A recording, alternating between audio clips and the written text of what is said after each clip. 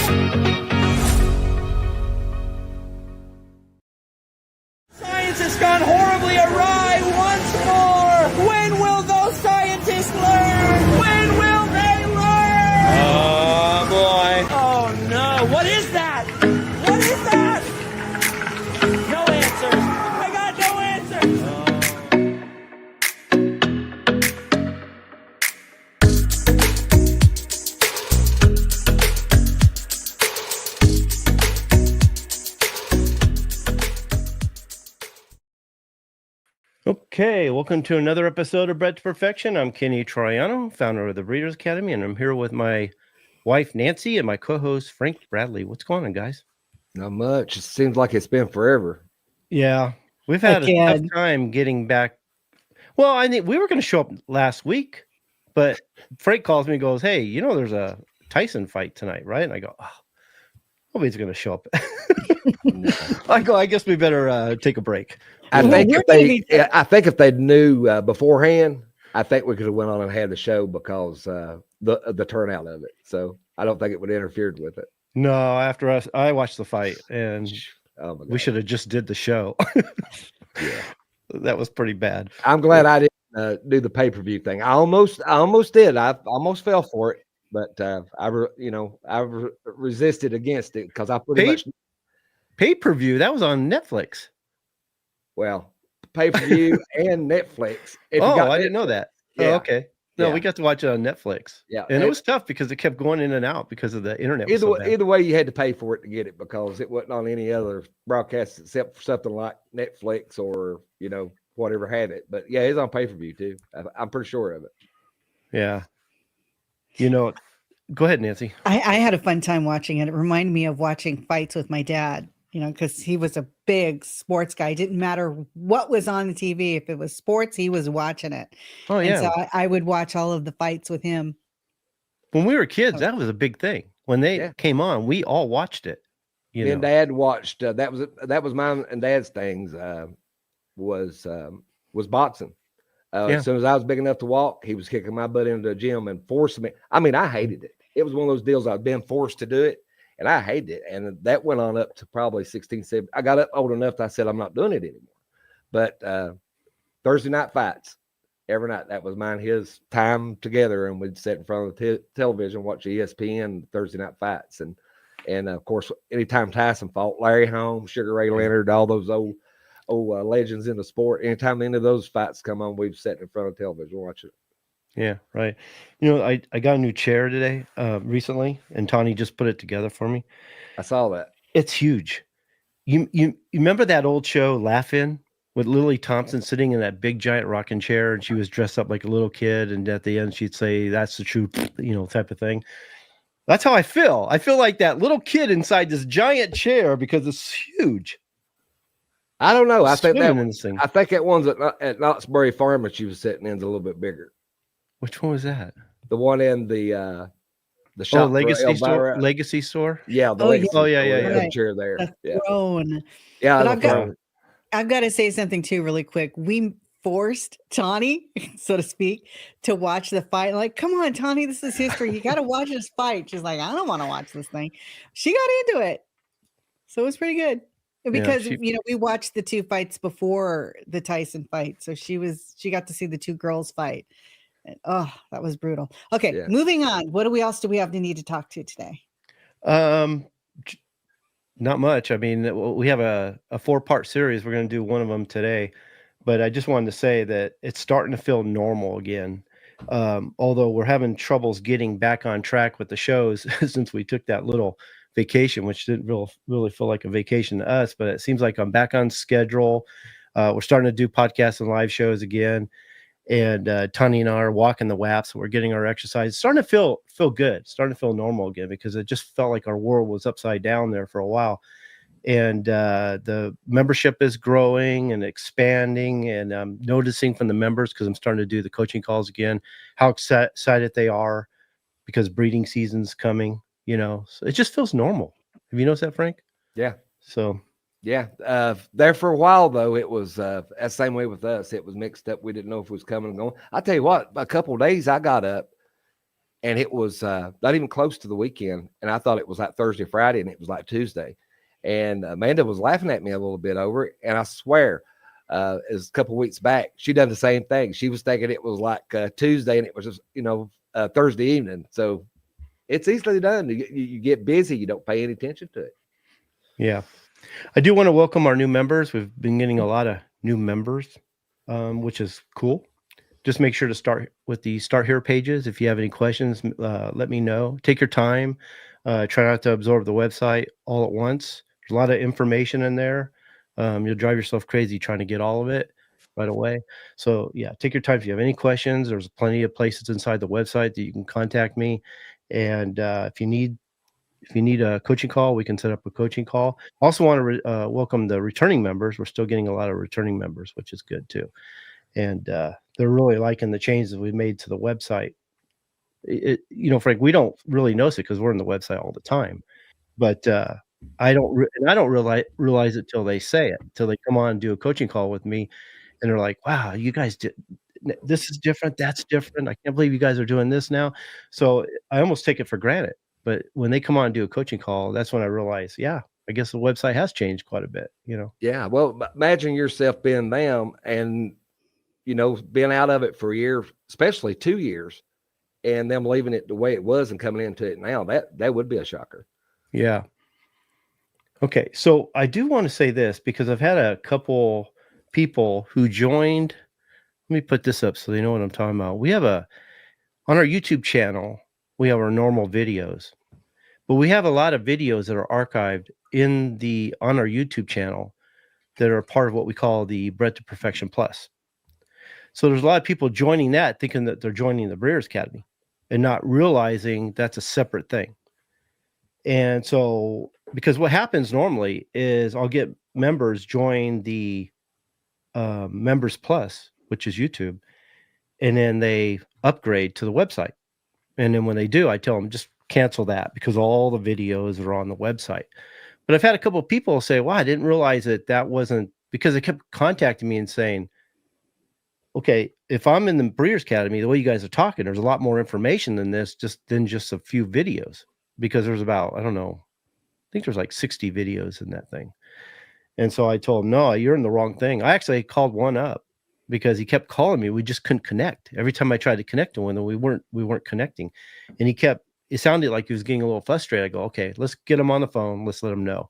So I got him on the phone and told him what was going on, that he had joined the YouTube memberships, which we call Membership Plus, and that if he wanted everything, to join the website. So he actually did, and said he's really enjoying it. But I want people to know that if they're joining the YouTube membership, you're just getting the archive videos from the live show. You're not getting the members roundtable. You're not getting the master's class videos. You're not getting the founders program or all the other programs, the courses. I mean, so just know that. I don't want people being misled.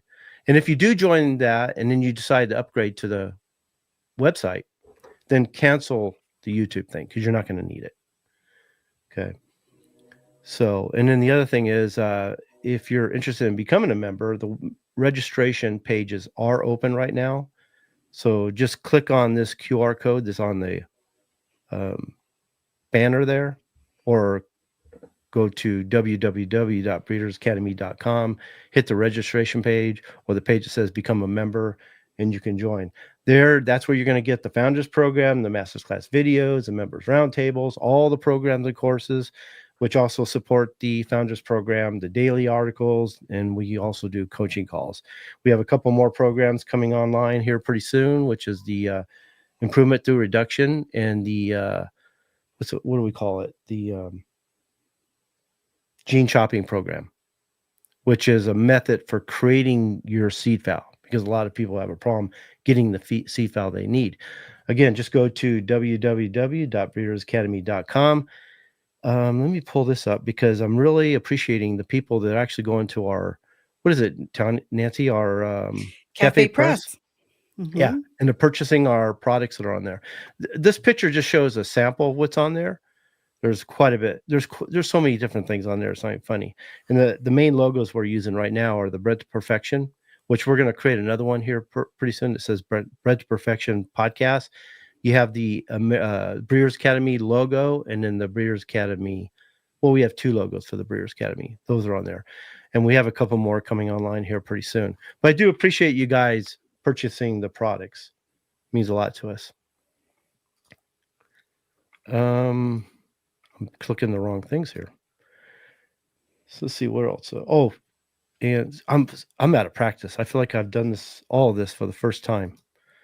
Even if you're not planning on joining the Breeders Academy right away, go ahead and subscribe to our free newsletter. There you're going to get a lot of free articles, tips on breeding, bonus materials such as the ebooks and the downloadable PDFs. Again, just go to www.breedersacademy.com to subscribe. It's free, by the way. Everything that's offered on there is free, and I think you'll enjoy it. Okay, so I guess we're ready to go. All right, let's get a move on. What are we discussing today?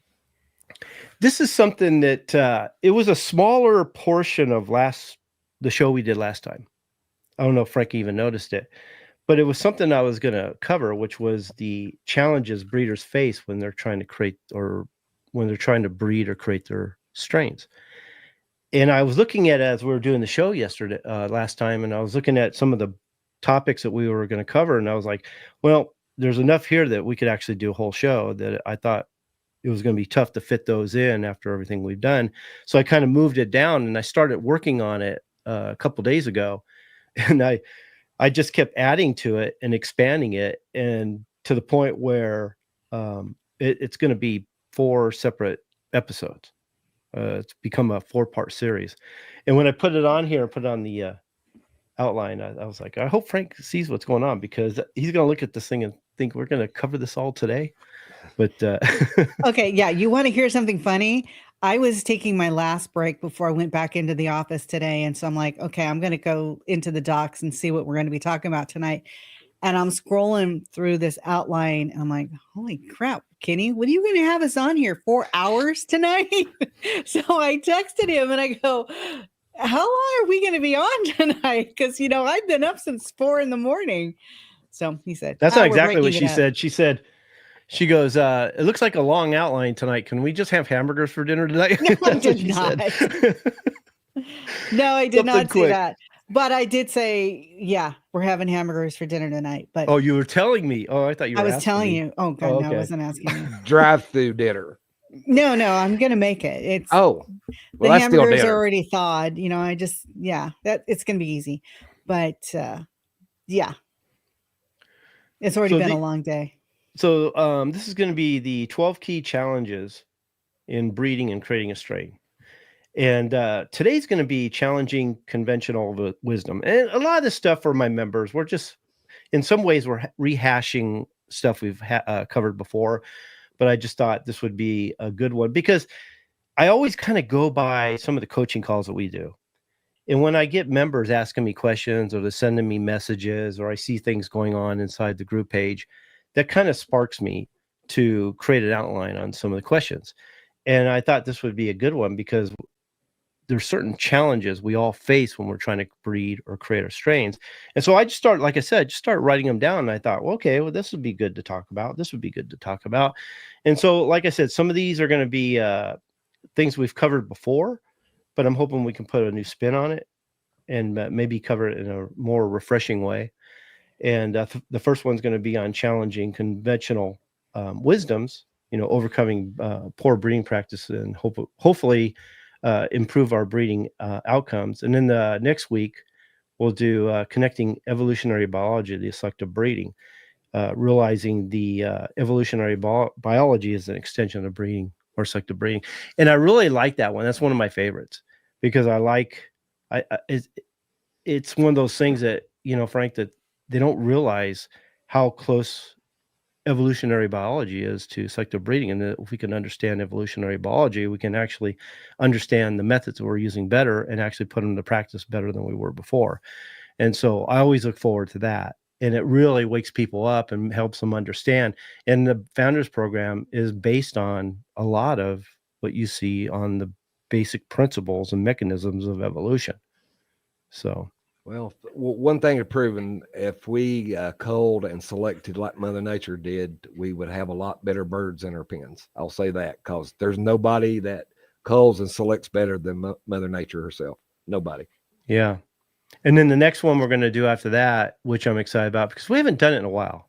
I mean, we always talk a little bit about genetics and discuss genetics in a way that relates to the topic that we're discussing at the time. But I thought we'd really go into go more in depth in genetics and cover it because I do want to go over it again. I just haven't made up my mind whether it's going to be a master's class video or a members roundtable or if it's something we can cover in the front.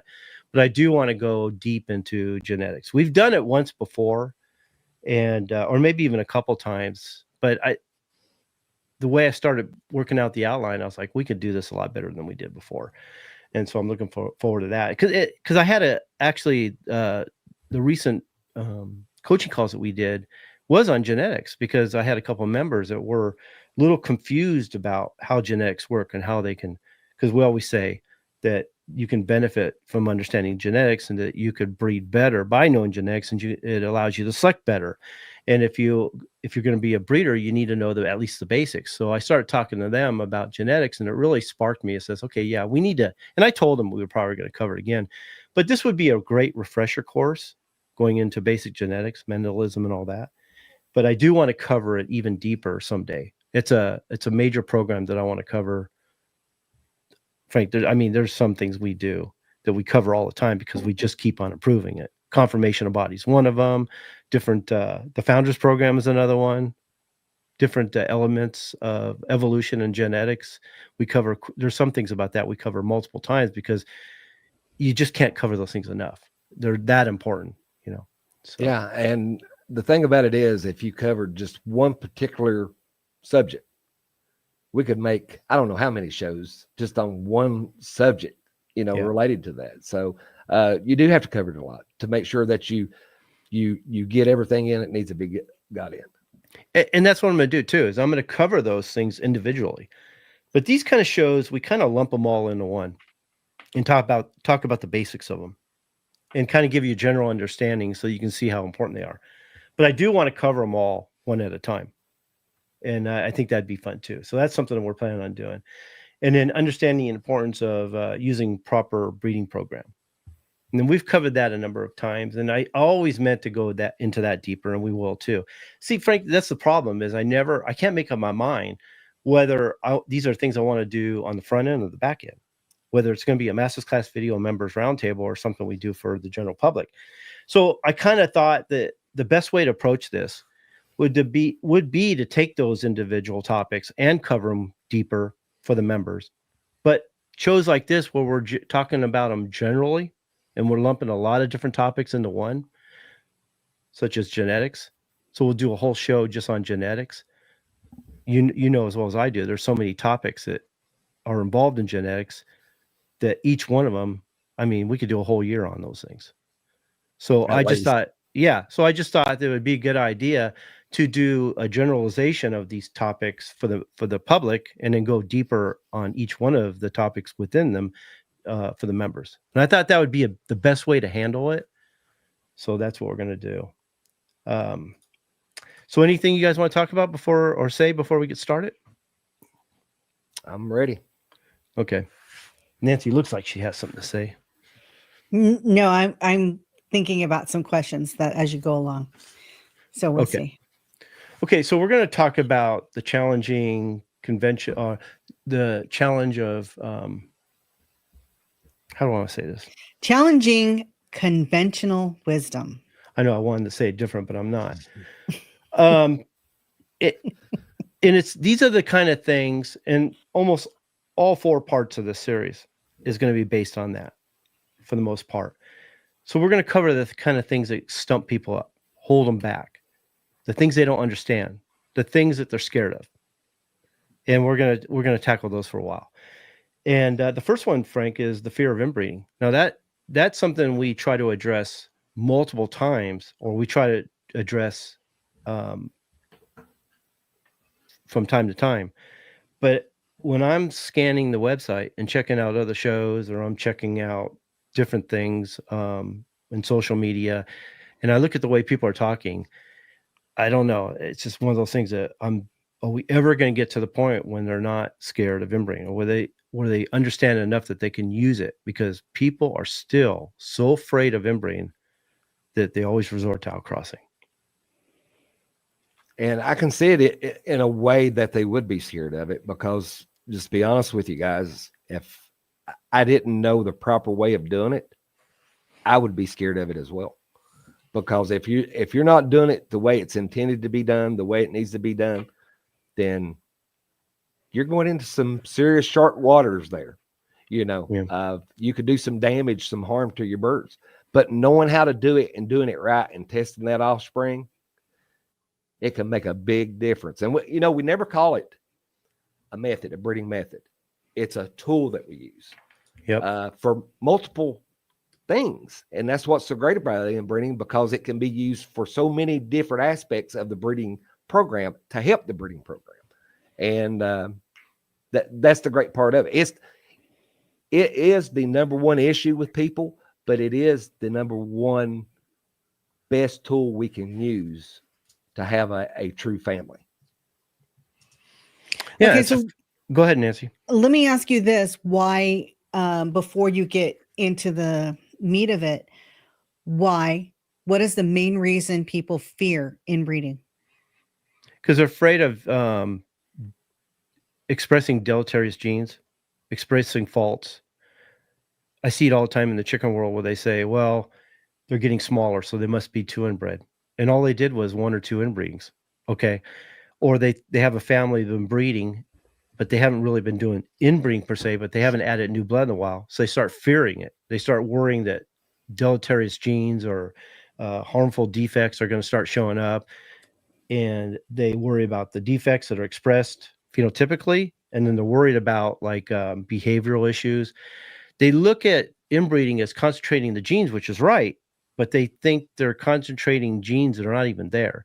And I'm a firm believer that I'm not afraid of inbreeding. The more homozygous dominant or homozygous they can be, or you want to get them to a state of homozygosity, the better. I want them as pure as they can be. I want as many homozygous dominant genes as I can. Okay. And the purer they are, the better. The more uniformity, consistency, the repeatability, and the predictability that I'm going to get. Okay. If they don't have the deleterious genes, then I have nothing to worry about. For instance, chickens, we do test matings, we do test breedings. We can see in the offspring what they're going to express. Okay. If they show a defect here and there, all we do is we cull the defects and move on. We select the best birds and move on with those. If they have a family where they're expressing, I mean, all of them are expressing a defect, then we have a problem. Then we don't breed those parents anymore. Okay. Dog breeders, they're lucky. We talk about all the time. They can do tests. They can do DNA tests and look at right on the paperwork and say, okay, this dog is free of defects, but this dog carries one. Then you have to make a decision whether I still want to breed that dog. If both dogs are carrying the same defect, then I know that if I breed them together, I'm going to get the defect. Okay. So they're all locked. They're all worried about the COI, the coefficient of inbreeding. And that stumps them up. That scares them to death. They're afraid. Like they talk about the COI getting up there about 6, 7, 8%, or 10%, or 12%, or whatever you want. Okay. Man, I want to see 60, 75% if I can. You know what I mean? I want that COI to be as high as I can because I want to see homozygosity. So I'm a firm believer in breeding, and I think people who are scared of it don't understand it, or they're not using it properly. But I know some people that really bash inbreeding, and I know for a fact they're not using it at all. It's just what they were told. Yeah, and a lot of it is what they were told. But the biggest thing I've seen with them guys is they do one inbreeding, and they're doing an inbreeding on birds that shouldn't be inbred to start with. Okay, they're not the right birds to inbreed. Number one. Number two is birds that's not being cleaned up. The gene pool's not being cleaned up. They get a bird that's got 3 eyes or 4 legs or 3 legs or some kind of mutation, let's say. They blame it on inbreeding. But it wasn't inbreeding that caused it. It was inbreeding that allowed it to be shown, but inbreeding didn't cause it. It was already there. So they don't understand that aspect of it. I guess if I didn't have any knowledge on inbreeding and making a true family of that way, because I used to look at it that way. You know, when I'd breed too close and I'd get a mutation of birds that wasn't cleaned up and I'd see that, I'd always blame it on the same thing. I'd blame it on inbreeding, which later on, with doing some research, I learned that wasn't the fact. It was already there. It would have stayed there. It was just inbreeding allowed it to come to the surface, and that was it. It didn't actually make the mutation itself. Yeah, it doesn't. That's what a lot of people don't understand. It doesn't create the mutation. It doesn't create the trait. It's whatever shows up is there. You want to see that. As a breeder, you want to know what's in them. Yeah. And as far as chickens are concerned, we can breed them, and the offspring tell us everything we want to know about the parents, and that's a good thing. So, Joseph, I like what Joseph says here because he's saying you got to express them bad genes to call them out, to see what it is so you can call them out. And then I love what Kiku says. Mother Nature says not all will survive and not all will procreate. And Mother Nature is not going, okay, are you my brother? Or are you my sister? Okay, you're out of bounds, and you're out of bounds. Okay, you're good. Mother Nature is not doing that. They find a girl and they have at it. They find a guy and okay, he's my guy. And so, point is why are we so concerned about not doing inbreeding when in nature, that's what's done? Well, evolution, and we're going to talk about that in the next couple weeks, is one of the main mechanisms of evolution would be the overpopulation of offspring. Okay, that means that more offspring are going to be produced, and then I can't talk about some. Then we'll survive, I guess you could say. Okay, and we simulate that by hatching as many as we can manage forward, so we get the selection we're looking for. Okay, it's like you guys said, we want those defects to be expressed. And the only way to do that a lot of times is inbreeding, because when you outcross, you hide those defects. So that's part of the cleanup process, is doing things that are going to expose the deleterious and bad genes so that we can cull them out. Because as long as both parents aren't carrying the same deleterious gene, then although some are going to express it, not all of them are going to express it. And that's a good thing. So we select the ones that don't, select the best ones out of the offspring, and then we move forward with those, culling out the bad ones. Breeding away from that type of bad stuff. You move away from it. If you're not knowing it's there, you're breeding toward it. If you know it's there, you're breeding away from it. So that's the key, is breed away from it. Yeah. Well, here you go with unconventional wisdom. People will say, well, I'm going to bring in outside blood to refashion my family. That's their conventional wisdom talking there. Oh, they think, and that's the next one, the consequences of adding outside blood. They think outcrossing, crossing, and infusion fixes all their problems. They think it's a fix-all. They think by adding the new blood, that fixes all the problems that are showing up. The one I hear all the time is, well, my birds are getting smaller, so I outcross them or I cross them and they're all better. They all get their size back. Well, it wasn't genetically improved. You just got hybrid vigor. And we talk about that all the time, that hybrid vigor is a delusion, that it's not something that's inheritable, not passed to the next generation. It's a very temporary thing. So it's they're kind of, like I said, they use outcrossing as a fix-all, but it's actually, and Frank, the biggest thing is that they're so afraid of inbreeding and exposing those bad genes that they don't realize it's the outcrossing that are introducing those genes in the first place. Yeah, you never know what you're going to get. Each time you outcross, you never know what you're going to get. And I see a lot of this, especially in game fowl breeders. Somebody will send some blood. Say, I send some of mine to Kenny. Kenny's breeding my chickens. I'm breeding my chickens. So every 3 or 4 years, I'll send Kenny a pair. He'll send me a pair of his, and we're constantly doing that. Now here's the way I don't see. Every breeder's not going to be as strict as you are. Even though it's the bloodline that started on your yard, if I let my blood out and somebody's breeding it, I will never introduce that blood back into my chickens again. Yeah. Because that guy's going to select different for you. He may not be selecting at all. He may just be raising chickens. You know what I mean? So he may be breeding defects that you don't know about. So when you get those chickens back and you breed them into your blood where they've been separated so long, you get a high bump of hybrid vigor. So they see that, but they don't think of the consequences of it, of what could be in those birds that they're putting in theirs. I'm seeing a lot of times, and I'm seeing it more and more these days, is they're starting to use pedigrees more often. And I'm seeing this with other animals too, where they have a particular individual that shows up in the pedigree periodically. It's not like a line breeding program where they're using that animal as the cloning, as the main animal to breed to. So they should be breeding this particular animal to its daughter, granddaughter, great granddaughter. And so the idea is that you want to clone that particular animal, but they use line breeding a little differently, where they're periodically having certain animals show up in the pedigree. And our thing, especially the way the Founders Program is set up, is that you want to see improvement. And so whenever we see improvement in the offspring, we don't use those parents anymore, because that's breeding backwards. So every time you breed back to a common ancestor from further into the pedigree, you're actually bringing in all those genes you've been working on, all those genes you've been deleting, or not deleting, but culling out, trying to and cull improving. Out. And you know what, Kenny? That is so. Kenny and I argued about this one for quite a while, because I couldn't wrap my brain around, and this is probably conventional wisdom here talking. I spent so much money on a trio or so much money on a pair, and you're telling me you're going to one and done them?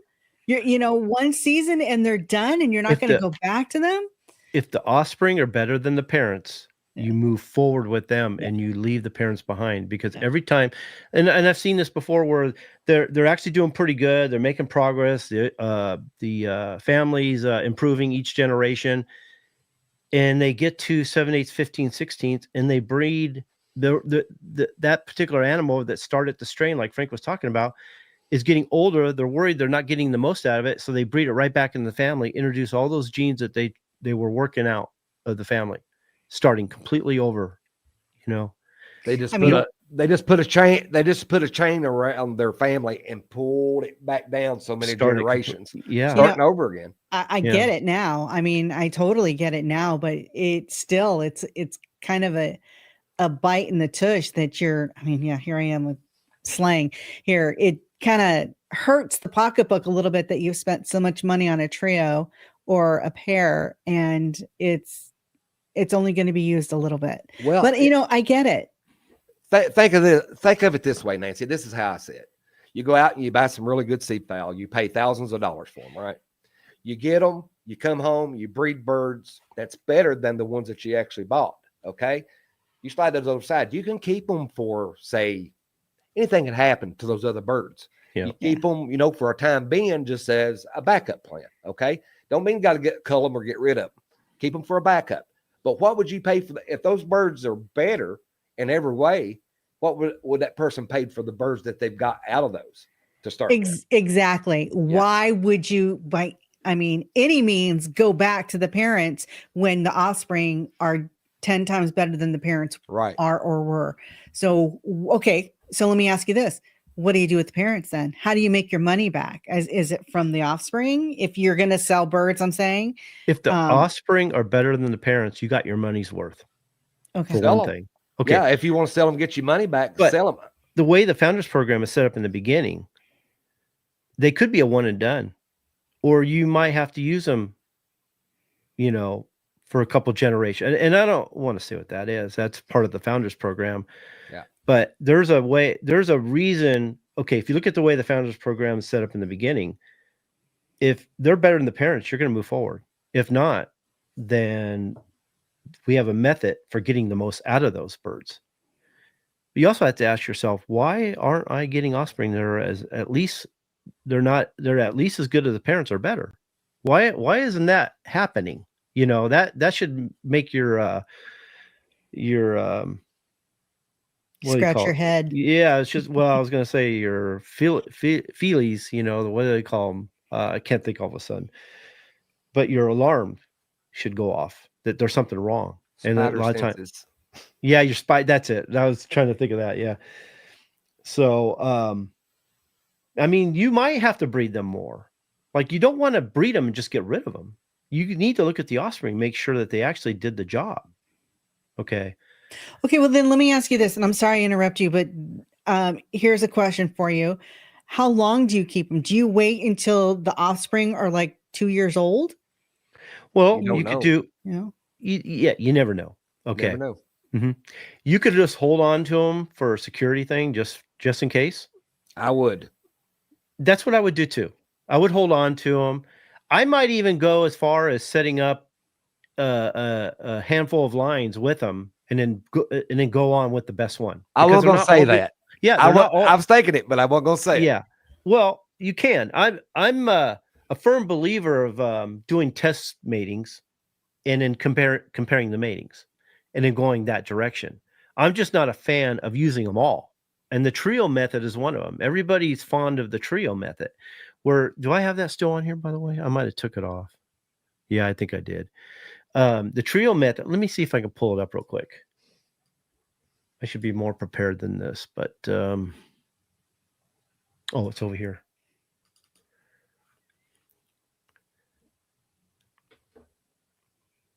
Because this is important, actually. Nope. Oh, wait, hold on. So Robbie was saying we're all matching today. Are we? Yeah. I said, we're all black. I'm like, what are you guys going to a funeral? And I'm like, well, we didn't discuss our wardrobe today. We just like minds. Okay. We all think alike. Okay, here we go. Now, everybody, this is what I like about editing this for the audio. I can edit all that out. That's how I look at these shows, as the raw version of our podcast, actually. Anyways, a lot of people revert to this. When they buy a trio, they like to do what we call the trio method, the trio breeding method.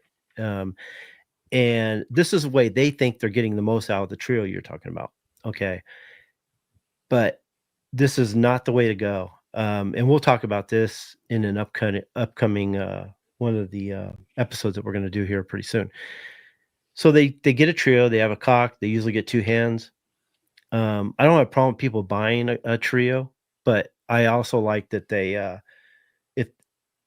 if you could save yourself money, just get a really good pair. If you can guarantee that the hen that you're getting is the best one out of the I like the trio. I like the trio because you can breed both hens and see which one's the better producer out of the 2. Okay, I like the trio. I like that. That's cool. Yeah. Cool. But you just don't go. If you go to both of them, like here, then you're doing this, and you're not doing the proper breeding method. You have to make your mind up.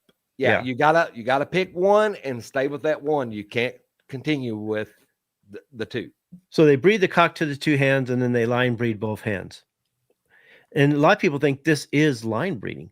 Well, that's fine. You could do what Frank says, where you could breed both hens and do what we're doing here. But here's where they fail, and this is why it doesn't work.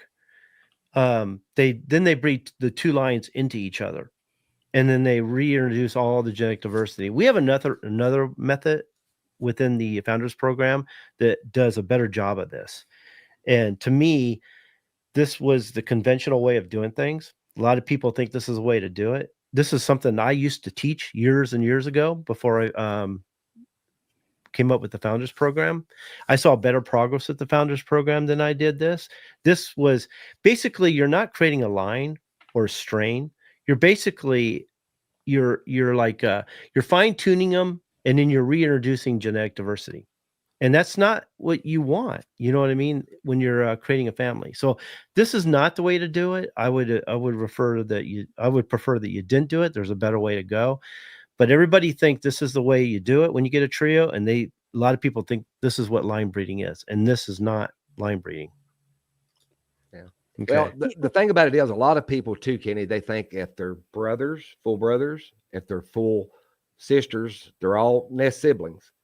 They're all the same genetic makeup, and that's not true. There's always going to be some difference in them, even if they're a true family. There's going to be some difference between them. That's how you go down bad or you improve them. They have to be a difference between them. To elaborate what Frank's saying is, all you have to do is look at meiosis. Now, first of all, you have to rely on the breeder that he's given you related animals.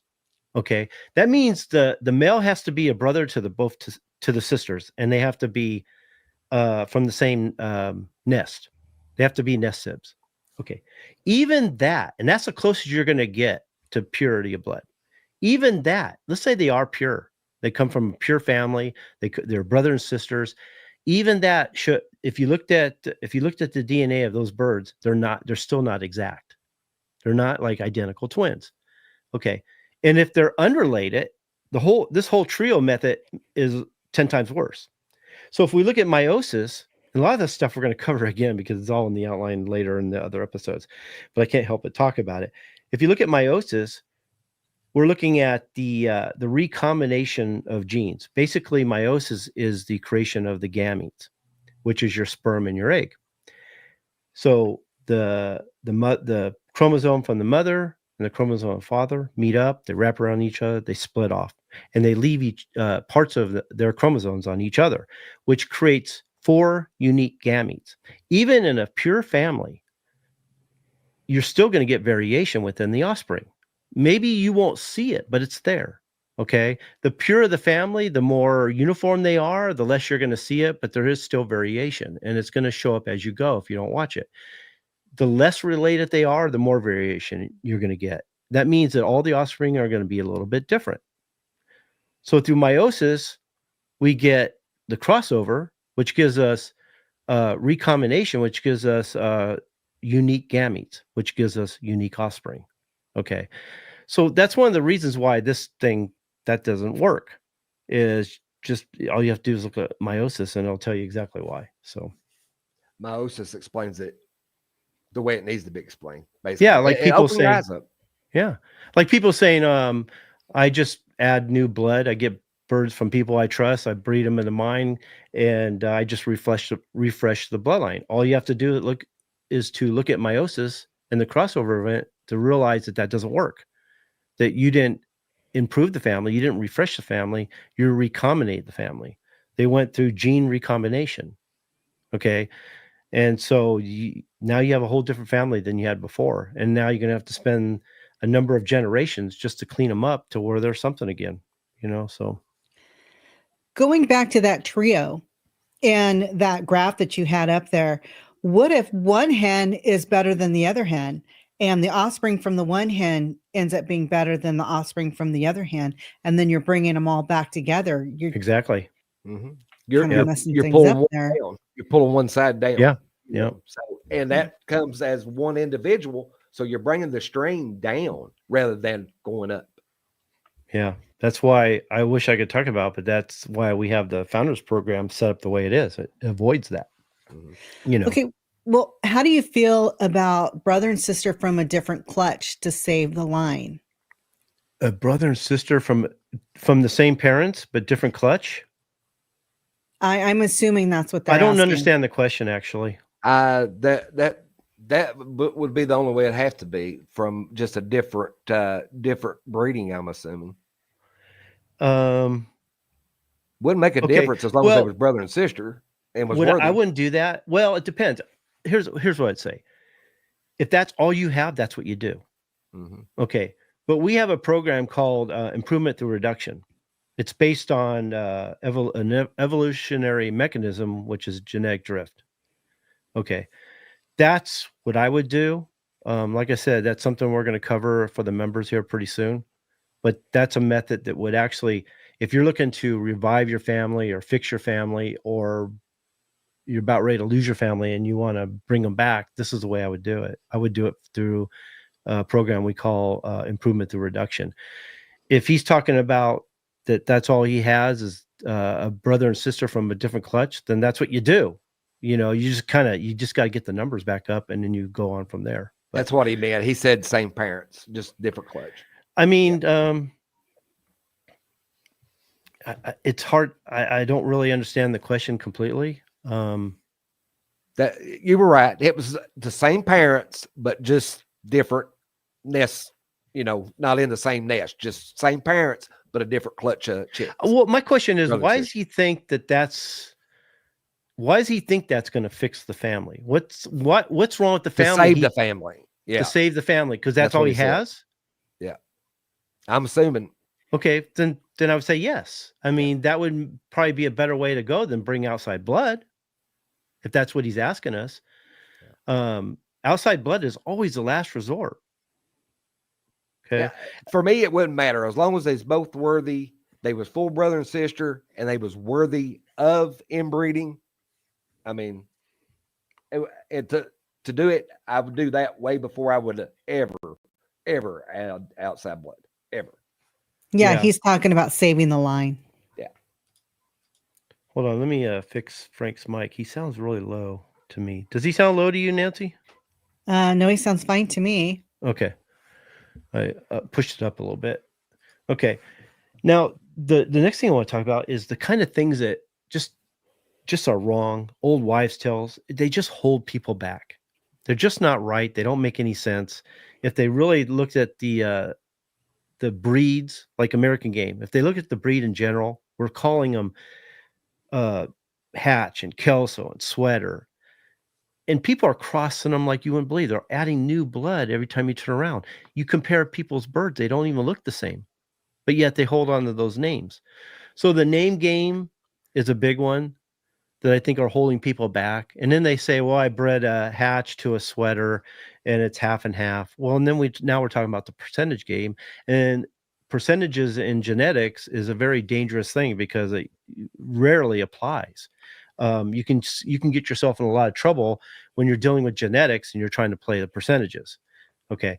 But the fact that these particular breeds and strains don't exist really, that one man's Hatch is different than another man's Hatch, or one man's roundheads are different than another man's roundheads, just it doesn't work. The percentages don't mean anything. So basically, we always say that if you have two pure families, which is a very rare thing these days, which is too bad, and you breed them together, you basically get the offspring or hybrid, you get hybridization. Okay. Once you start adding multiple bloodlines, and this is what they're actually dealing with, and they don't even know it when they say, oh, I borrowed a hatch from someone else, I bred it to my sweater. They didn't get hybridization. They didn't get 50-50. They're getting mongrelization because there's more bloodlines in those birds than they either know or want to admit, So I actually think when they're talking about the name game, the percentage game, those are things that don't mean anything, and they're just holding them back. They're just not going to create anything from that. I mean, it's used a lot to give somebody an idea of what you've got, but for it to be that, the only way it could be that is that actual breeder that made them to actually breed them. And without that, somebody else's selection, what somebody else put in them to freshen them up. I mean, there's so many different aspects of that proves what Kenny's talking about is true. Now, a lot of times I still use it to, because it's hard to even start a conversation with somebody when they say, well, what is it? What is it? Yeah. Or they come up with somebody today, one of these big breeders. Is that a so-and-so round head? Is that a so-and-so yellow-legged hatch? Or is it? No, it's mine. It's mine. I was the one made it. I was the one bred it. I was the one combination to what I wanted it to be. And it's mine. Yeah, people are trying to, they need a reference is what they need. Well, you can say it's a black-breasted red. It's a silver duckwing. Because they can't even talk to each other if they don't do that. That's the funny thing. Well, we need to change that. That's something that we need to change. But before we move on, guys, do you all think that Frank is a little low? Because Sue was saying Frank's volume is low. So before Kenny turned it up. Okay, so you did turn it up, Kenny. So it how should is it be now? fine now. I need to know now. How is it now? Okay, I think you're better now. Yeah. Okay. How's he compared to me? To me, he sounds fine. Okay, because I upped him quite a bit. He's actually on here. He's higher than me. Yeah, it's turned up 3/4 away on my end. I checked it. Yeah. Fine now. I really like what Joseph says here. A hatch was only a hatch on Hatch's yard. Yeah. And I'll bet he didn't even call them hatches. Nope. What what did he call at the beginning? I know, and I can't think of it, but no, everybody else started calling them hatches. He didn't call them that. Somebody, other people started calling them that. But here's the thing. Somebody can come to my yard and they look and they see a green-legged, dark red rooster, straight comb or peacock. They say, is that a hatch? Okay. Here's the thing about it is hatch is non-existent. It's not even a bird. What's green-legged? What family? What strains are green-legged? Brown and red, gingers. Is there any other right off the top? Well, black-breasted reds. Yeah, well, a lot of your hash chickens was made up with a green leg from if you go back in their history, they were made up from brown and reds with that green leg, either olive or whatever whatever shade green it was. That's how they got that green leg. But everybody automatically assumes when they see a green-legged chicken, it's a hatch, and that's all it can be, a hatch. Yeah. I mean, I'll do a coaching call, and they're like, "I know you don't like the name game, but this is the only way I can describe it. This is what I was told they were," and I understand that, and that does give me an idea of what we may be dealing with, because that's what they believe they are. That's what were told they were, and so then I go by that. Then I have a general idea of what we're dealing with, but then I also tell them that once you get going, you're gonna hopefully leave that behind, because it's not going to mean it doesn't really mean anything now. It's not going to mean anything in the future. You need to make them yours. At the best, guys, they could be very small percentage ancestries to those birds, at best, if that's possible. Well, I think when we were younger, Frank, there probably weren't any purer then than they are now. Of course, but they look the look. But they look the look is because breeders back then, when I was a kid, they bred for a certain type. Mm-hmm. Okay, so they bred for a certain type and a certain color. and a certain function and a certain purpose. And they stayed as close to that as possible. Well, they're not doing that these days. They're not even. So not only did the names mean nothing then, but I understood how that kept them, it helped them breed to a certain type. They're not even doing that today. You know what I mean? Yeah. They just thought, they heard it was a hatch, and that's all they know. And they just keep bringing in blood. And they think that if it has mostly hatch in it, or if They're they golden. breed, then they're hatch. Okay. So if I breed it to a hatch, to another bird with its half hatch and half kelso, well, they're hatch. Okay. They only have a little bit of kelso. Well, like I said, for one thing, genes don't work like that. Genes don't work in percentages. When you look at dominant recessive, they either have it or they don't. Okay. Or they have it and they're carriers and you're just not seeing it. Or we're talking about polygenics, which is all about the intensity, which is a result of multiple genes, which if one gene's missing, it changes everything. Okay. So at least, Frank, that when we were kids, they actually bred to a particular type, a particular function, a particular color. We're not doing that today at all. No, but really, and I'm not just saying this. I go to the shows way back, and you could see the birds and look at their beauty and look at their color and the way they was made, the conformation of the bird itself, and you could say, "Is that a round head?" Yep.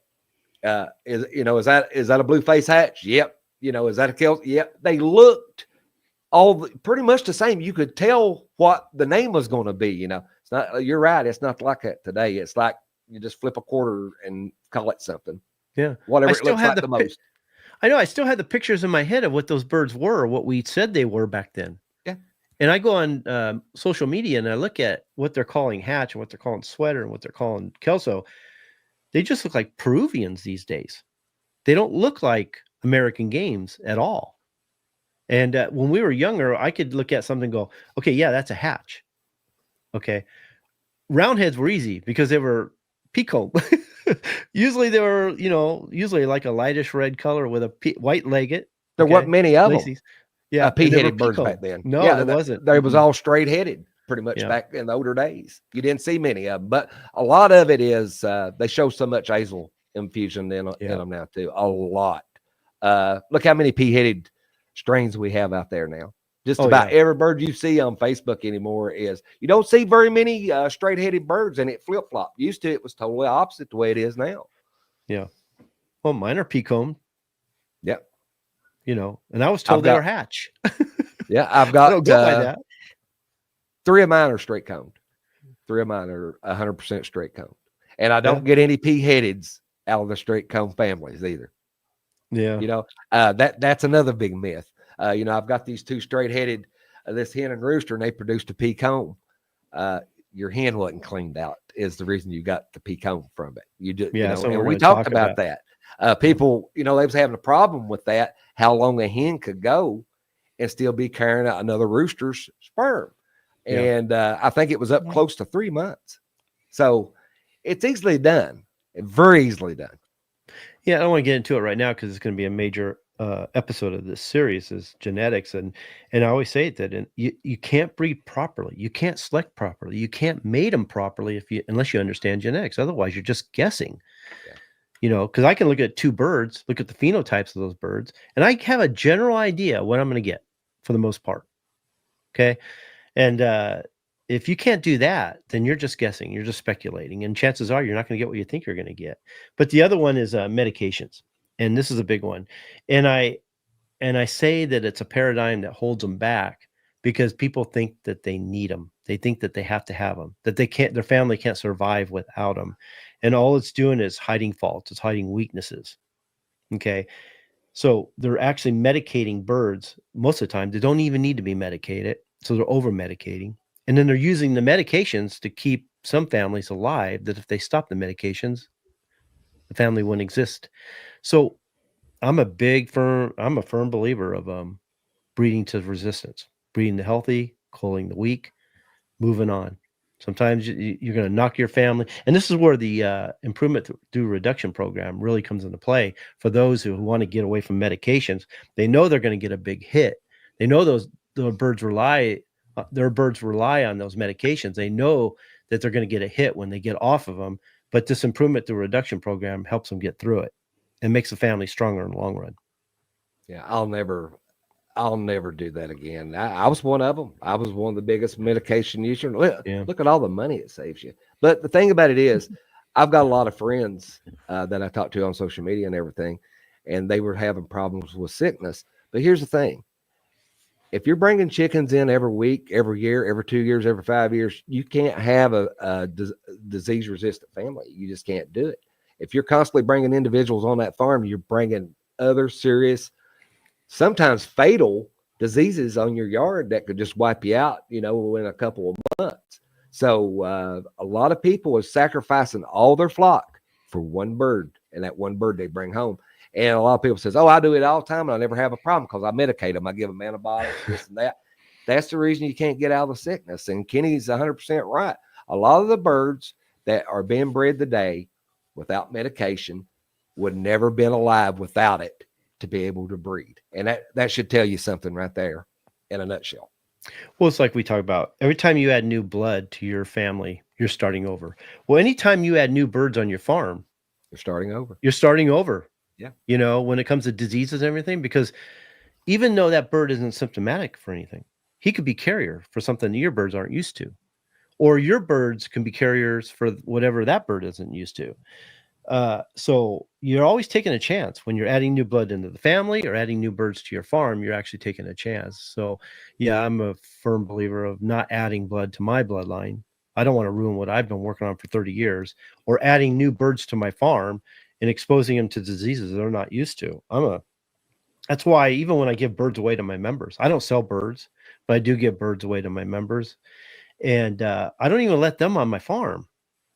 They pretty much pick up those birds in the driveway, and we may sit down and talk for a while they're here.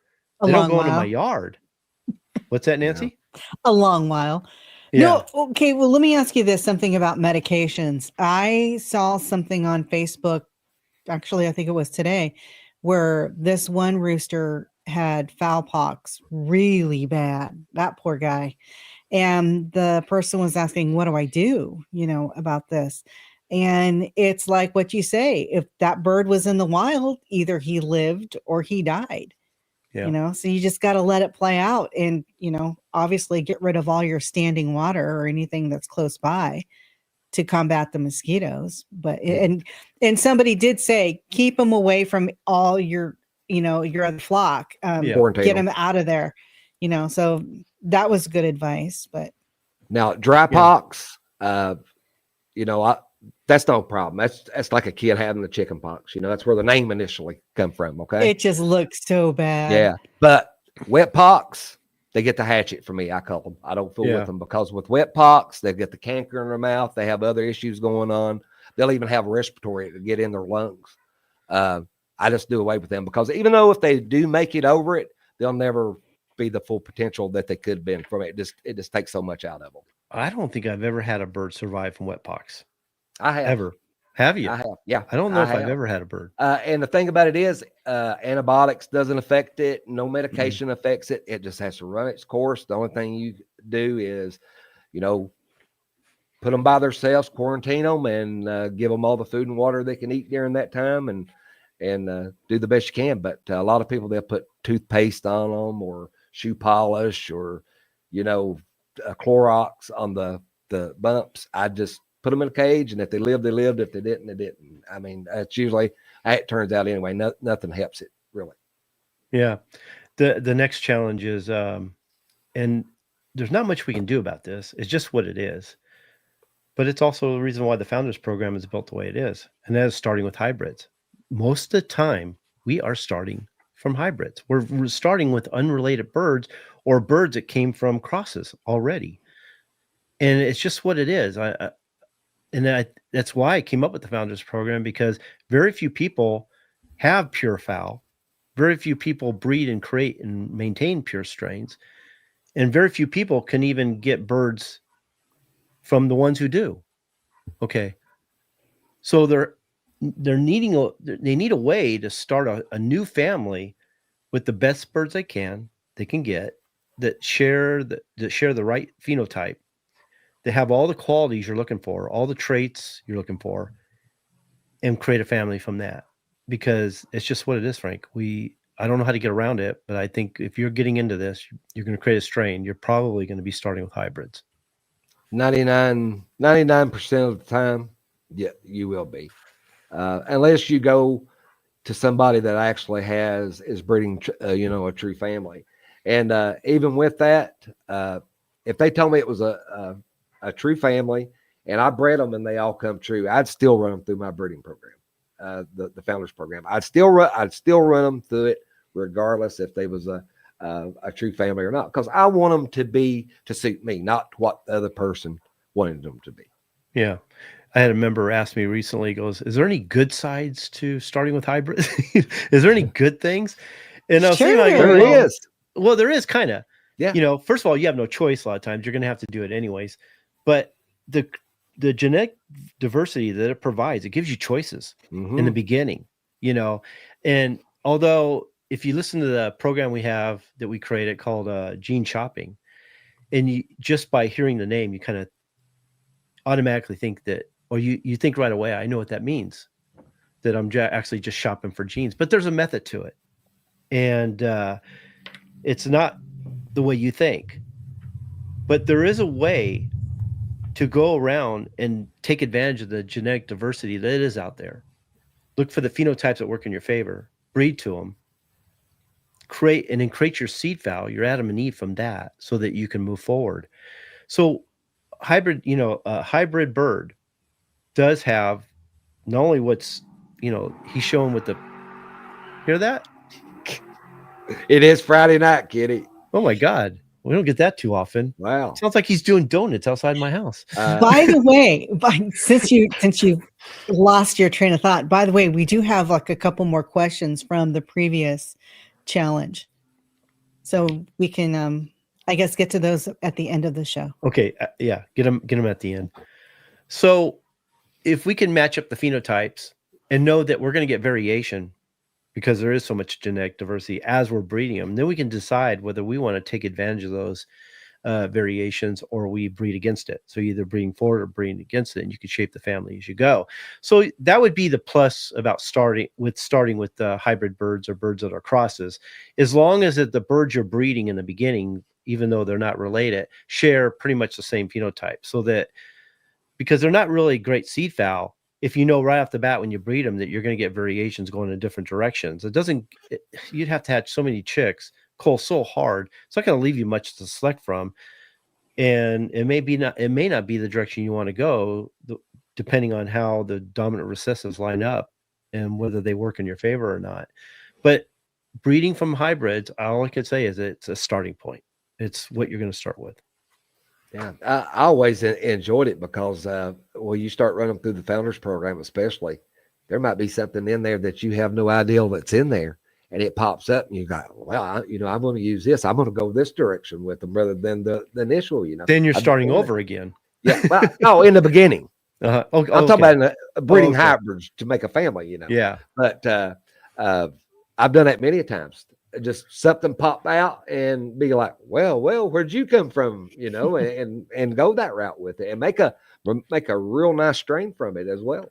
So a hybrid is not a dirty word. Hybrid has its place, its uses, but it can also be a starting point for a great strain too, if you know how to process it and do it. Yeah. Well, here's the thing. If you're not too bullheaded and narrow-minded, and you get that diversity through the first, mating or the second, offspring, whatever, and you get all this diversity and you go, okay, nope, I am going to breed black-breasted reds and they're going to look just like this. All you got, and you can go that direction. Everything else is gone. You can go that direction. But if you have an open mind and you have a challenging mind where you don't mind the challenge, you can create, correct me if I'm wrong, you can create different lines to do those different varieties. Yeah, I guess you can, but that's a hard way to go. Like I said, I don't recommend that. I don't mind taking advantage of a variation that pops up from time to time and, using it as I go. Especially if they're small. If they're huge, if they're really big, it can get out of hand and become very difficult. And some you're going to be able to make something out of them, some aren't, because when you have so much genetic diversity, you have so much, they lack so much uniformity. Well, you know, you might have two birds that have the same color and same conformation, everything that you can make a family with, but are they still that great quality because you only got a few of them or something? It's just a hard way to go. I mean, when you look at the different the different variations that are out there, the amount of genetic diversity these birds are carrying, some are going to be good, some are going to be bad. You know, you have hidden recessives, you got, you know, hidden genetic diseases in them, hidden detrimental and deleterious genes. And then you've got the lethals, which can really mess you up. So you really take a chance when you're beginning, but that, you know, that's the Founders Program for you. We have the cleanup process in the beginning that actually helps you get through that. Now, if you're seeing a lot of variation, boy, I hate to advise people that, wow, I see this, I see that. I mean, I could create like 3 different strains out of this. Well, I don't know if I'd advise that. What's that, Frank? One at a time. Never go in and say, I'm going to do three different strains, you know, or 4 or 5. One at a time, I'm telling you, because you will never, ever reach where you want to go with more than one at a time. That's true. Do it. That's true. Because you got to have a focus. Keep it simple. Your focus is way too scattered. Yeah. Yes. So you do need to be narrow-minded and stick to straight and narrow. It's sort of me and Cross Creek was talking about this. It's sort of like drag racing, motocrossing, bowling, basketball, football, baseball, chickens. You're never going to succeed in either one of those. But if it's just one, you got a better chance of being successful in it. Yeah. And the next one is conformation and type, which people don't realize how important it is. They want to dismiss it. They want to say production and performance supersedes conformation. They don't care what the bird looks like as long as it performs. Okay. Well, that's fine. There are some birds that can perform despite what they look like or what the phenotype shows you. But that only lasts for so long. And when you try to replicate that bird, the chances of it passing the same qualities to its offspring are slim. Okay. And prepotency only works when the birds are, you know, inbred, homozygous. You know, the more inbred and homozygous they are, the more prepotency you're going to get. So if you're dealing with birds that are crosses, forget it, you know. And if you're dealing with birds with a lot of genetic diversity and you're trying to create a family from that, and you're not really paying attention to the conformation of type as you're going, I think Frank, it's one of the reasons why they give up on them and they always add new blood, because they're just not going in the direction they were hoping they were going to go. Yeah. And that's the part. I understand it. Some people, you know, it's like in everything, regardless of what it is, hobby, sports, whatever it is, you got enthusiasts, you got people that's serious about it. You got people sort of in the middle, different places. You just got to figure out which one you are and decide on to do it the right way, or just do it. Just raise chickens. But to be a breeder, I learned something a long time ago. And it's one thing good chickens has in common. And that's all the good chickens has got good breeders behind them. Always. You're not going to see good chickens, a good family over years at a time, and the person not be a good breeder. If you send this person every year coming out with the same chickens and you see them getting better, or you see them, just staying immaculate the way they are, that person's a good breeder. You don't see people out there. Now, can anybody put a hen and rooster together with hybrids and get good birds? Yeah. But I mean, making a true family. It's going to take somebody that's well-knowledged in breeding and somebody that's put their hard work and time into it. It's just not something you're just going to wake up one day and say, oh, I'm going to be a successful breeder. It don't happen that way. You got to put your time in. Yeah. I'm always leery of those that says, I don't care what they look like as long as they perform. To me, that kind of tells me that they don't think they can create a family that looks good. You know what I mean? They think breed the best to the best. Yeah, breeding the best of the best. They think what they have is what they have. And what that's just it's only gonna last for a little while. Here's a good example. Here's a good example. This is a page of birds that were on social media, and these are birds that they loved enough to show them off. And they accompanied a lot of likes from other people saying that they like these birds. Now, why would you breed this when you could breed this? Now, forget the color. I have different colors here, but look at the difference between the conformation of body of a properly built American game that has the right type conformation, proper structure. It represents its breed, then deal with something like this. It's because either you don't think you can do it, and you don't think you're ever going to get there, or you just don't know. You know, a lot of people don't, though, Kenny. They don't know the true type and conformational way a bird should look. And a lot of them out there, they're tickled to death if they get 3 or 4 birds a year that make it to maturity. A lot of people says, game chickens are strong and this and that. A well-bred game bird is strong, disease resistance, but what we've got out there today that's having medication pumped in, they could never survive on their own without medication.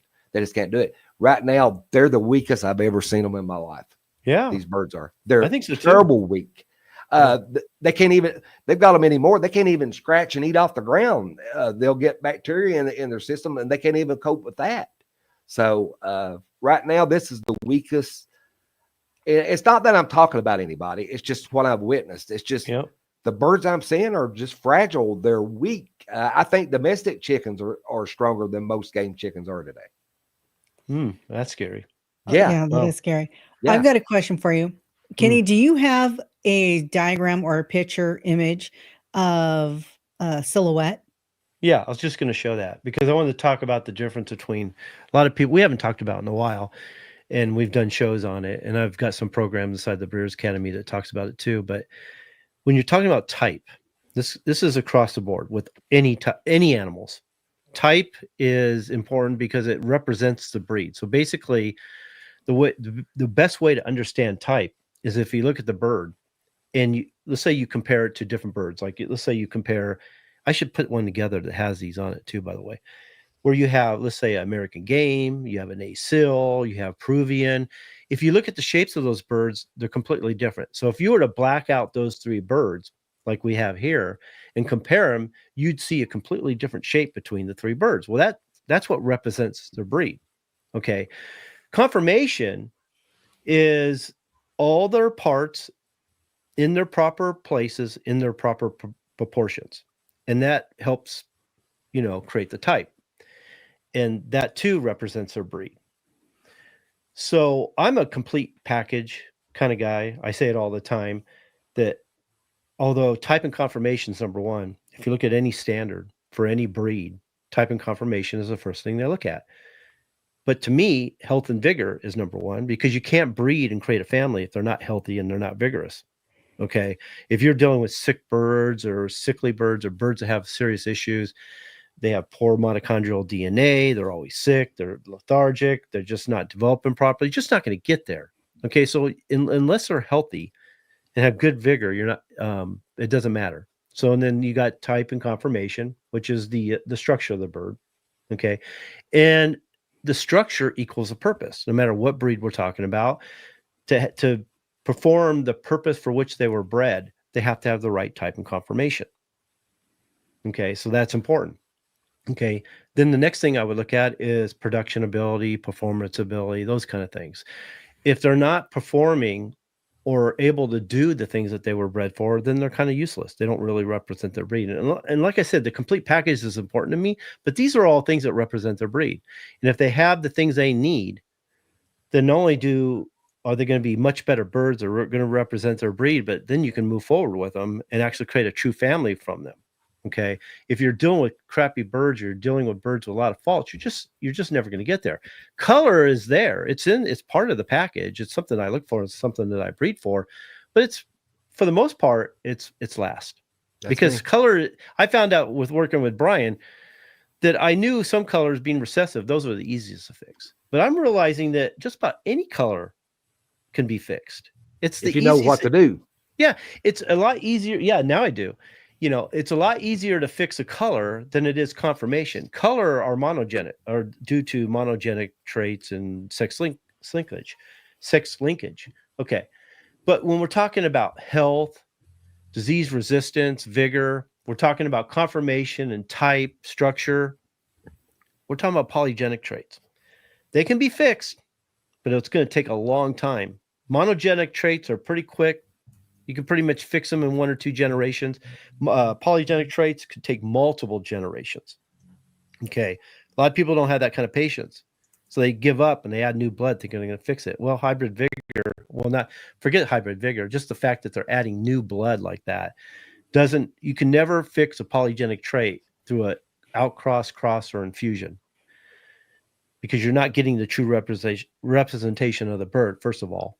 And those traits can only be improved by breeding to the highest intensity over time, multiple generations. So it's important to start off with the right birds, with the right type conformation. All the form and function traits we're talking about, the polygenic traits, those are way more important than monogenic traits. Everybody wants to make a big deal about whether they're carrying dominant or recessive. Well, that's fine. Those can be changed and fixed anytime for the most part. But polygenic traits is a whole different story. Yeah. Well, I see 3 different types of birds, Kenny, going back. I see 3 different types. I see one that's got everything he's supposed to have on the outside, but he's junk inside. His inner qualities, traits are junk. Vice versa, same way. The outside's junk. He doesn't have the right type, the right conformation, but he's got the good inner qualities. And then you've got the birds that's got it outside and inside. And it really irks me when I hear people say, oh, those pretty birds, oh, that's just a pretty bird, Yeah. The thing about it is, and I look at it this way, if a breeder can make a bird look so beautiful on the outside with the right and correct proportions of body that they're supposed to have, don't they think he's got the knowledge to do the same for the inner quality of that bird? Yeah. I mean, if you can do that much, you can do the inside and out. I think it's cop out. I think it's crap. I do too. I think they're full of it. They want to have an excuse why not to do that.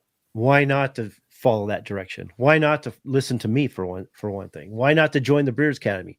Because he's all about pretty birds. Well, I may want a pretty bird. I want the complete package. I want them to have everything. And I know how to breed for that. Now, if they don't want to do that, that's our problem. We talk about all the time, is that when the student's ready, the teacher will appear. And I'm a firm believer of that I'm not going to get everybody. And I'm not going to get everybody, and I'm not going to get the others right away. Some people are going to take a little time. Maybe they might have to listen to every show we put on before they join. But when they do, I haven't heard of one person didn't like what we're teaching or didn't like the Founders Program or the Breeders' Academy. So it's whether you want to be, I know we make sense. I know what we teach is right. Whether you want to follow, that's up to you. I mean, I can't make you do, like we say, you can't make a horse. You could take them to water, but you can't make them drink it. Okay. Yeah. And I'm not going to force anybody or whatever. When you're ready, you'll come. If you're never going to do it, then you're never going to do it. You can be stuck in your old ways because someday you're going to be left behind because we are changing the trend. I have hundreds of members in that website. They're going to change the trend. Trust me. Things are going to change for these big time breeders out there that want to discredit what we're talking about, which I hear from time to time, which I don't really care. Someday they're going to be left behind. That's up to them. Well, it all goes back to the old scenario of these older breeders saying, okay, I got you fixed up. This cock is not related to this hen, so you'll get some really good offspring out of them. Okay. That started out because they didn't want their bloodlines out. It didn't start out that way because it was the right way of doing, because they knew if they could sell you unrelated birds that hybrid vigor was going to make up for where they failed. Okay. Yeah. And 2, they didn't let their bloodlines out. So a lot of the stuff over the years was a gimmick that people just bought and sold as truth. I lived it. I've been there since, 1978. I've lived it through that. So I've seen a lot of it. I know. Breeders who promote outcrossing it's a con job, man. They're hiding their animals' faults. That's it. Oh, we know that to be truth. I mean, look at the standard perfection. Frank knows that. What do you mean, Nancy? You know what I'm talking about, Frank? Yes, I do. Okay, tell me. The silver duck wings, Kenny. Yeah. The wheat. Oh yeah. Yeah. Tell a little fib. Yeah. Yeah. But people look at outcrossing as a fix-all for some. And the breeders who know what's going on use it to hide their faults and keep, like Frank said, from keeping them from getting the original bloodline. Okay. So, well, I know big breeders that's told me that before. That's the reason they always sold unrelated blood birds, because they didn't want their bloodline out. Yeah. Mm-hmm. Yeah, because then you become competition. Exactly. They don't want competition. I have a question about you. When you had the silhouette up, can you pull the silhouette up again? Mm-hmm. Okay. So when you're looking at the silhouette, what are you looking for when you're looking at that picture? Shape. Yeah, the shape of the bird, the outline of the bird. Every bird, I really do need to put multiple types of birds on one page. Let me see if I have that real quick. I thought maybe I did. Maybe I did. And then you can see what I'm talking about. Now, like here, this is the difference between a mature bird to a bull stag to a stag. It shows you the different shape in them and how they progress and how they change as they grow. But the basic silhouette of a bird shows you the shape, shows you what the breed. Look at a leghorn compared to American game. Look at American game compared to an ACL. Look at an ACL compared to a Peruvian bird.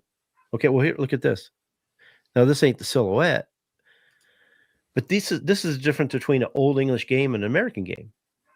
Now, if I could do a silhouette, you would see a huge difference. Okay, here's an ACL, much different than an American game. Okay, so the silhouette, the type, is what represents the breed. The silhouette helps show you the difference. So in other words, if you had a silhouette of a cock that had, say, squirrel tail, and you're looking at the silhouette, you can look at that tail and go, yeah, okay, that's not right. I mean, sure, you could look at it in the picture and probably notice it as well, but the silhouette just hits you better. Yeah. It shows you a little bit more of what you're not seeing in the bird. Well, a silhouette could show you the defects in structure, but it's not going to show you the small defects like duck toe or sunken eye or crooked breastbone or crooked toe. Usually, it would show you, like you said, it would show bad carriage. It would show improper tail angles. It would show long back. Yeah, long back, short back, that kind of thing. Carriage and where they carry their legs, whether the legs are forward, medium, or back, things like that. Sparrow bill, things like that. Yeah. Okay. Yeah, I could do that if you wanted to. Well, once you understand those defects, you don't really need to do a silhouette on them per se. I mean, you'll see it right away once you understand it. Because like we have here, this is on the website. And although this is just a list of the defects that exist, and there might be more, but these are the ones I know about. We've added a few to it over the years. I haven't touched this list in a long time, actually. So you might not have put them on there yet. We had 4 or 5 that. Yeah. I wonder where they're at, because I can put them on. But on the website, not only do we describe them, but we talk about how you breed away from them, how you fix them. So all these defects are talked about on the website. And I know these defects because most of them I've seen in my birds. Okay. I've seen almost all of them. Huh? Or you judged them. Yeah. It's broken down, to the tail, to the shanks, the thighs, the head. So it's broken down in different details on it to where you can go out there and look at it. And like Kenny said, I guarantee you, if you go out in your yard and you're just new to this page, you go out and you start looking at this. Inside the Breeders Academy, we have pictures that actually shows you a picture of the defect and what to look for. You're going to find most of these on your yard today. Yeah. You know how many people told me that I didn't even know these defects existed till I saw your program. I checked out the website. I looked at the pictures, went on my yard, and they said they've culled half their birds or something like that. It's like they didn't even know it. It's like this, if you think you can't afford the website, then join just for a little while, enough to at least check out the defects course, and I can help you cull a good number of birds that will well pay for the website for more than a year. Okay. For most of you guys, it's wisdom, but it's a curse too, because you'll never look at a bird the same again, because you go to people's farms and they just start jumping out at you, whether you want it to or not. I mean, sometimes I have to put blinders on, because it's just, I mean, you can see them as soon as you get to the bird. You'll start you train your mind to look for that sort of thing, and you won't even be looking for it, and it just pops out at you. Yeah. So, and that is crazy. A curse. It's like you said, we came up with that years ago, where we Frank, we're telling each other it was a blessing and a curse, because I feel that way. I can go on someone's yard and maybe I don't enjoy their birds as much as I should, because I'm seeing all those faults. I can look down and I see all the problems that bird has right away. And if I pick them up, I'm sure I can find more. So I could probably go on some of these big name breeders. I could help them cull good, at least half their birds or more. That's money though. Yeah, I know it. I know. That's why people should be cautious about the birds they buy. It's a curse of knowledge is what it is, basically. Yeah. It's a curse of knowledge. It's kind of a bummer, but it's necessary. If you're going to be a breeder, you need to know this. Yeah. If you want to be in Cloud 9 and you just want to enjoy the birds for what they are, fine. Don't join the Breeders' Academy. And do not look at that defect page. Whatever you do, if you want that last part Kenny said, if you want to be there, do not look at that defect page, because it will change you forever. I promise you. Yeah. I tell you what, this is what you do. Okay. You go you stick your head in the sand and you forget everything that we just talked about. Earplugs. You join the Breeders' Academy. You study that defects page. You know it all real good. You tell your wife, make me a really good meal. I want a really nice steak for dinner tonight. Okay. Something really good. I want dessert, cheesecake, whatever. You go out there. You look at your yard. You end up culling most of your yard. You're depressed as hell because you've spent all this money and feed and everything to take care of these birds. And you come back in, at least you're going to have a nice, big, fat, juicy steak there waiting for you, and some cheesecake to boot to cheer your ass up, because you're going to be so depressed for about a week. No. This is what you do. Before you even start culling, you grab yourself a cooler, fill it up with ice, fill it up with beer, with a nice, comfortable chair. You go cull your birds, and you go sit down and you enjoy all your beer, and you'll forget it ever happened. You forget you ever had to do it. Is that how it works, Robbie? Let us know. Yeah. So if you haven't guessed, we're talking about dealing with defects and eliminating undesirable traits. And that's something that's on the Founders Program, but on the Breeders' Academy. But I think it's challenging for people because they don't know the defects exist. A lot of people don't like to cull. Some animals are harder to cull than others. But if you're going to be a breeder, you need to be willing to cull and cull hard. And you got to be willing to educate yourself to the defects that exist. Know the genetic factors of those defects, so you know whether you can improve them or whether they need to be culled right away. Because depending on their genetic factors will determine how you deal with that defect, okay, and whether you can move forward, and whether you're going to either scrap the whole family or you actually can improve them as you go. But understand that defects are recessive, which means they rarely ever go away. They remain hidden, and you have to be careful what animals or what birds that you're going to breed to or breed them to, and understand that if both of them are carrying the same allele, that they're going to express the defects in the offspring. So there's things you got to know. There's things you got to plan for, and there's things you got to do, and there are certain methods you have to use to actually improve your family and eliminate the defects as you go. My dogs love it when we cull at the farm. That's a good meal for them. Good treat. Yeah. There you go. And I've got a question for you. Rolando is asking, some breeders don't care. They want the quantity instead of the quality. And here's my question to those people who want the quantity besides the quality. those are birds that you're letting out of your yard. That's your reputation that you're letting out to somebody else's yard. So maybe you ought to be thinking about that. The big mighty dollar is what you're thinking about, but that's your reputation that is leaving your farm. Nancy, there's a difference between a breeder and a peddler. Okay. And he's talking about peddlers. They don't give a crap about that. They know you're a one-time deal. Ugh. They just want to get the money they can from you and send you on your way because they know you're not going to come back. And a lot of times these big expensive birds people buy off these big breeders, the dogs end up eating them, coyotes, bobcats, you name it. A lot of them's first-time buyers, and they go pay this big money for the chickens. They take them back and they put them in a make-do pen or a cage, and they never even get to breed them, a lot of them. But you see them all the time. They'll say defect bird. It's missing a toe, a crooked toe, or, something's wrong with it. And they say defective. So they drop the price on it. And they're selling those birds with defects cheaper than they would sell one, a better bird. So they're still getting money out of them. Yeah. You're not getting a deal. Trust me. You're not getting a deal at all. That defect is going to cost you. Can you imagine how many birds it's going to produce that you're going to have to cull later down the road? But if you don't know about them, that's true too. Yeah, that's what they rely on too. Yeah. We talk about having to cull our birds and how much it costs us because we fed them and we raised them, we spent the time on them, and then come to find out they're not worth the damn.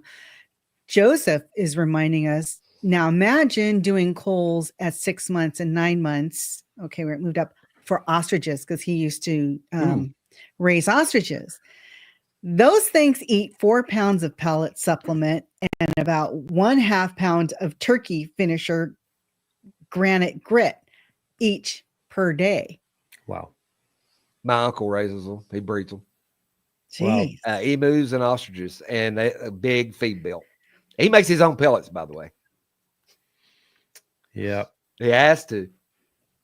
Yeah, I don't know if I could do that.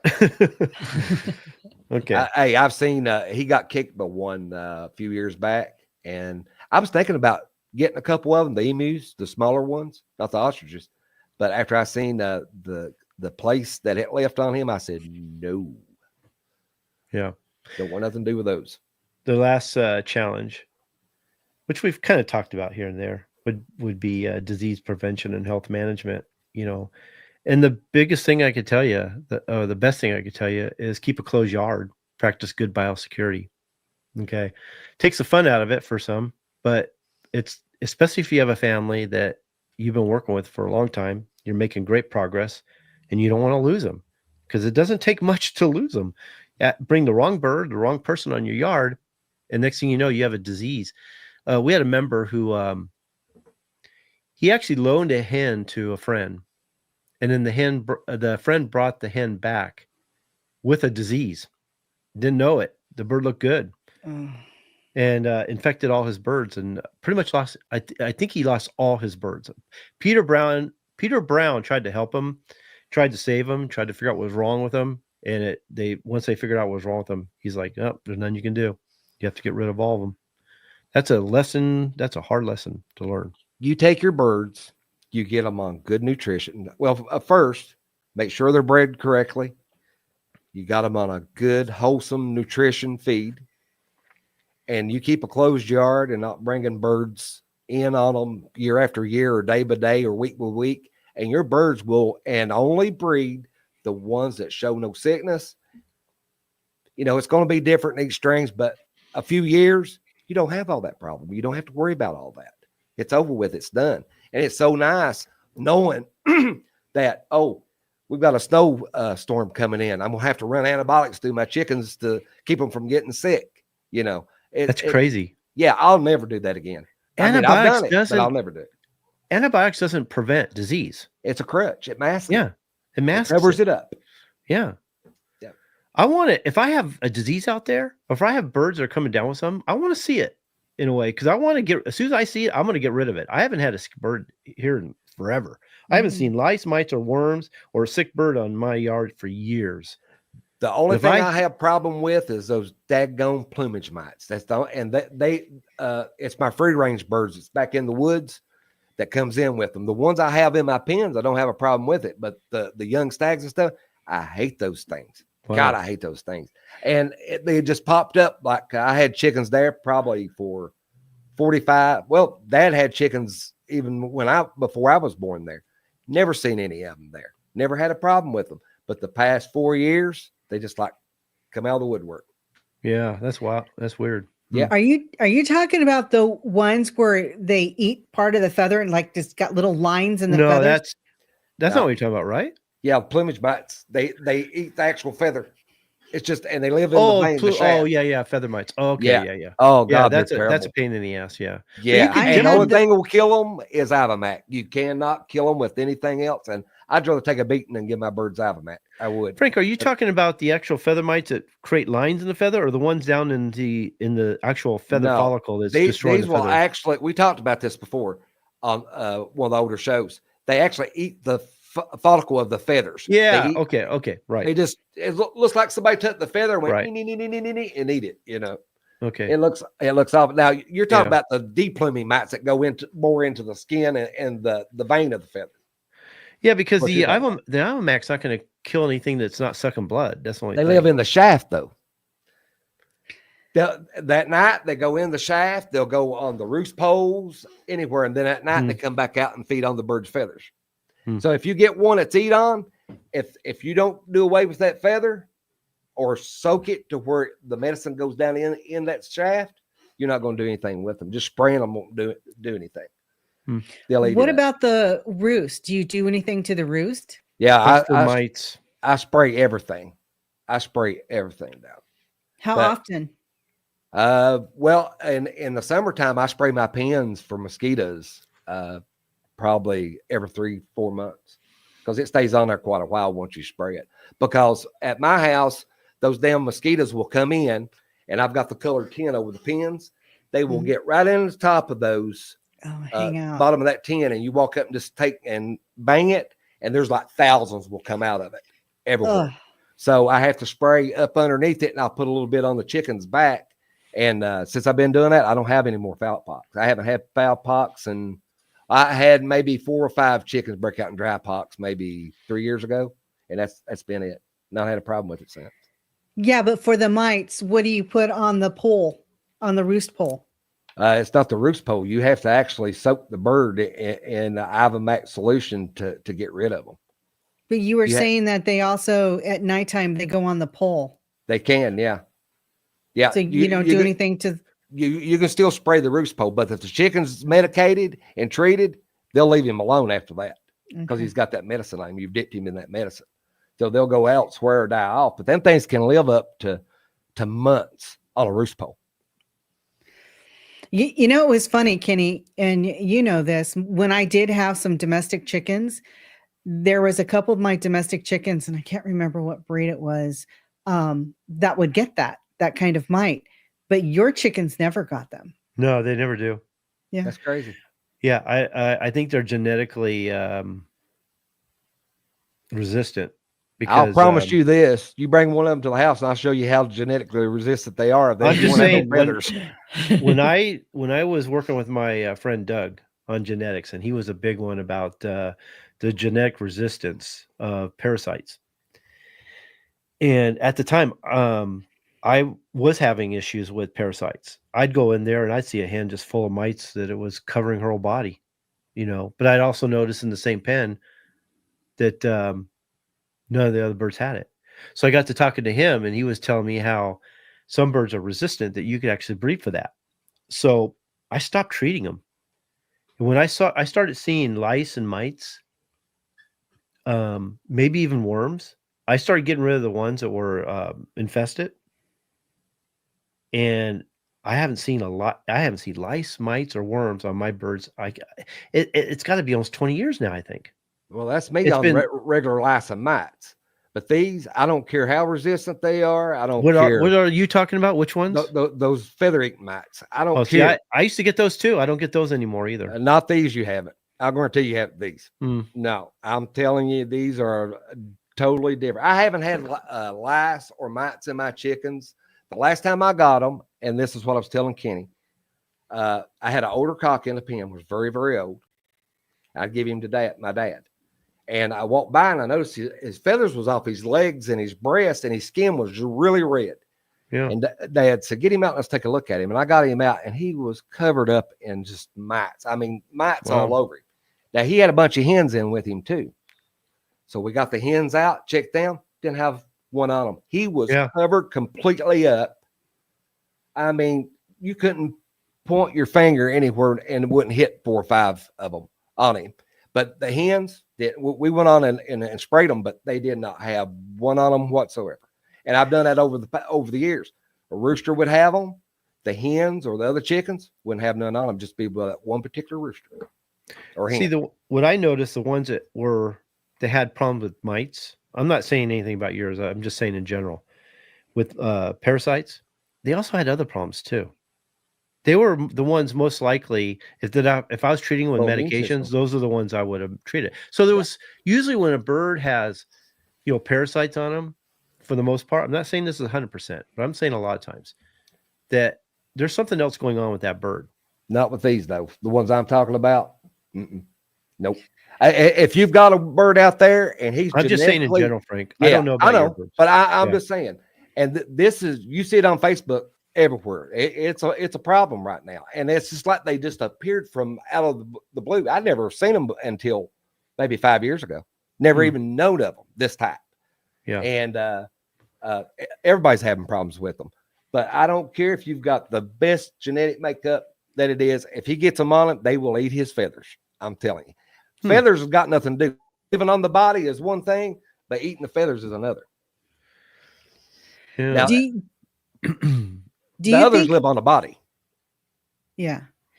Do you think it could be a little bit of environmental is why you're having such an issue over there versus us in our climate? Our climate is a lot different than yours. Yeah. Yes and no, Nancy. But see, the reason I don't have a problem with parasites, I don't think has anything to do with the environment, because I had problems with parasites here years ago.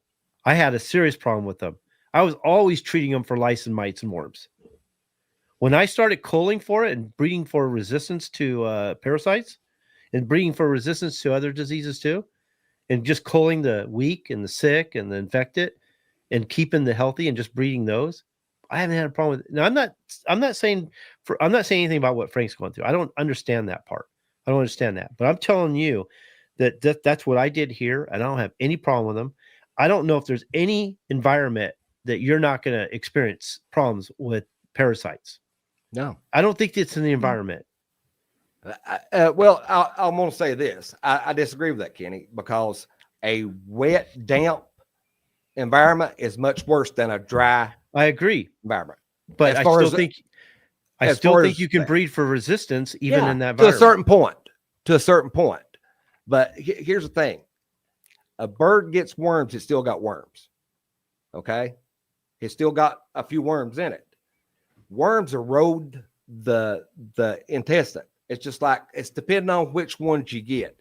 Now, say if you get a gizzard, the gizzard worms, they'll erode the actual gizzard so bad that they can't even process their food. No, I know some worms are worse than others. Yeah. But the bird's ability to build an immunity to fight worms. But it's still got worms. No, it's I just agree. living with the infestation it's got. Yeah. But because he has that, his immune system's strong and he has that resistance, he can fight the symptoms of disease and live symbiotic with the worms. When his immune system goes down, the number of worms goes up, the loads go up, and he becomes sick. Yeah. Okay. I agree with that. That's the 100%. difference. I'm not saying that they won't be exposed to these things anymore. I won't say that they don't, their bodies fight the disease better when they're stronger and healthier. Okay. And you can select for that and breed for that. Yeah. I agree with you, but I'm just saying some parasites is worse than others. Some of them you have to treat for. I agree. Yeah. I agree. Yeah. Some can. It's just dependent on what it is that they've got. Yeah, I agree. Which brings up the question that was one of the questions earlier is, do you guys worm? I don't. I haven't wormed in 20 years almost now. Mine's a trick question. Or multiple one. Where I live, I guess you could say it's a totally different environment as far as the dampness and the soil and what have you. It's a breeding ground for parasites. I don't use heavy wormers. I haven't used heavy wormers in probably 15 years, probably over that, as far as the ones that you buy off the shelf, you know. And I agree with Dr. Gardo. Why use a nuclear bomb when you can use a firecracker to do the same purpose, you know? So that's how I look at it. I more use natural remedies rather than this harmful medication, because I'm telling you, you go out, you're poisoning your birds when you use that stuff. A lot of times you go out, and I'm sure Kenny's seen this too. Go out and give them a worm pill, go out and feed them. They wouldn't eat. Next day, they may eat just a little bit. The next day, and it'd take 3 or 4 days for their appetite to come back. Now, if guys out there is truly doing what they're saying they're doing, I doubt they're doing what they're saying they're doing. Worming every 2 weeks with these real strong worm pills, they're destroying their birds. They're destroying the kidneys. They're destroying the liver. They're destroying all the bacteria in the gut that 70% of your immune system is built for. 70% of your immune system is your gut health. Yeah. So without that bacteria in your gut, you don't have no immune system. So how are you going to have healthy birds if you're destroying their immune system? That's how I see it. I just don't see using harmful wormers when you can do it with a firecracker. And I don't think, see, that's the problem, is that they are, if they are, but they say they are, I would say at least they're worming more than they should. That they're trying to kill every worm. You don't want to do that. They need some for that bird to be able to build enough immunity to be able to fight the symptoms of disease when it comes to the worm. So they need those in them, you know. So to kill everything all the time, that's a bad thing. You can't get resistant to something you've not been exposed to. You can't do it. Disease, whatever it may be, you can't do it. But to kill everything in that system, you're doing an injustice to that bird. You're not giving that bird a fair shake to adapt to his environment. Yeah, he'll never will, ever. That's right. So they're asking, what's your firecracker, Frank? It's 3 different things. I use 3 different things, and I'll tell you what one of. I won't say what the other 2 is, but one of them is, and I've said it before on here, is walnut tincture. I make it myself. You can buy it over the counter. It's black walnuts. It's what people used to use back in the 17, 1800s to kill parasites in humans, and they made it out of the black walnut hulls. Oh, wow. And the reason I done that, I noticed my birds one day, and this is when the internet was first getting big. These walnuts would fall off, and they're green and they're hard hulled. So after a certain time, you know, they would age, and the hull would almost turn in. If you got it up, it was like a powder, like a coffee grounds, you know. And I noticed my young fowl, my hens running out, was eating those. And I wasn't having to worm or anything. And I thought, you know, I never had problems with worms. What's going on here, you know? Would that hurt them? So I done some research on it, and then found out that it was used for internal parasites, even in humans and other animals, you know, to do that. So I guess the birds was telling me, educating me just by watching them, you know. So, and we've got bukus. If you see the videos at my house, there's walnuts in the cages, on the outside of the cages, the actual nut, you know, because there's so many you couldn't pick them all up. Yeah. Nice. If I was going to, well, here's what I advise my members to do. If you're looking to keep a healthy flock, this is what I would do. And I wrote it down so I wouldn't forget. Select for good health, because if you're selecting for good health, you're going to get healthy birds. Select for good vigor. This is true for like inbreeding too. Everybody says the biggest thing you're going to lose when you inbreed too much is vigor. Well, if you're selecting for vigor, you can inbreed as much as you want. And if you're maintaining vigor, then you're good to go, because that's the biggest thing you lose. Okay. If you're watching for your genetic defects, genetic diseases, and you're selecting for vigor, then the effects of hybrid inbreeding depression go away. Okay. It's when you start lacking those things, you start seeing the effects of inbreeding depression. Breed for resistance to disease, breed for good health, cull the sick, and select hens that are really healthy, active, that produce really healthy, active offspring that grow and develop. So basically, we're talking about mitochondrial DNA. you're not going to get healthy chicks that grow and develop properly without a good hen that doesn't have good mitochondrial DNA. Okay. And that carries over from generation to generation. So selecting the hens is really important. And then my last thing I would say is, well, like I said, cold hard, but don't rely on medications. I don't use medications. I don't have any medications. If I have a sick bird, which I haven't had in years, if I do, I just cull it and I improve my family. Once I cull that bird, if it has a defect or it's sick, once I cull that bird's out of my population. I don't have to worry about it anymore. I can't tell you how good that feels that when I cull a bird for whatever reason, how good that feels that I got that bird off my farm, because I know now that bird's on a problem. My whole strain feels like it just went up a level because I got rid of the birds that aren't that great. It makes a big difference. And I always remove that bird. If you expect it sick, remove it. I've removed mine and burn them. I've got a barrel and I fuel them up and I burn them because you don't want whatever that sickness is to spread. So I get rid of them that way. But what Kenny says, I agree 1,000% with. But here's the problem. I see people do that and they select for vigor and health.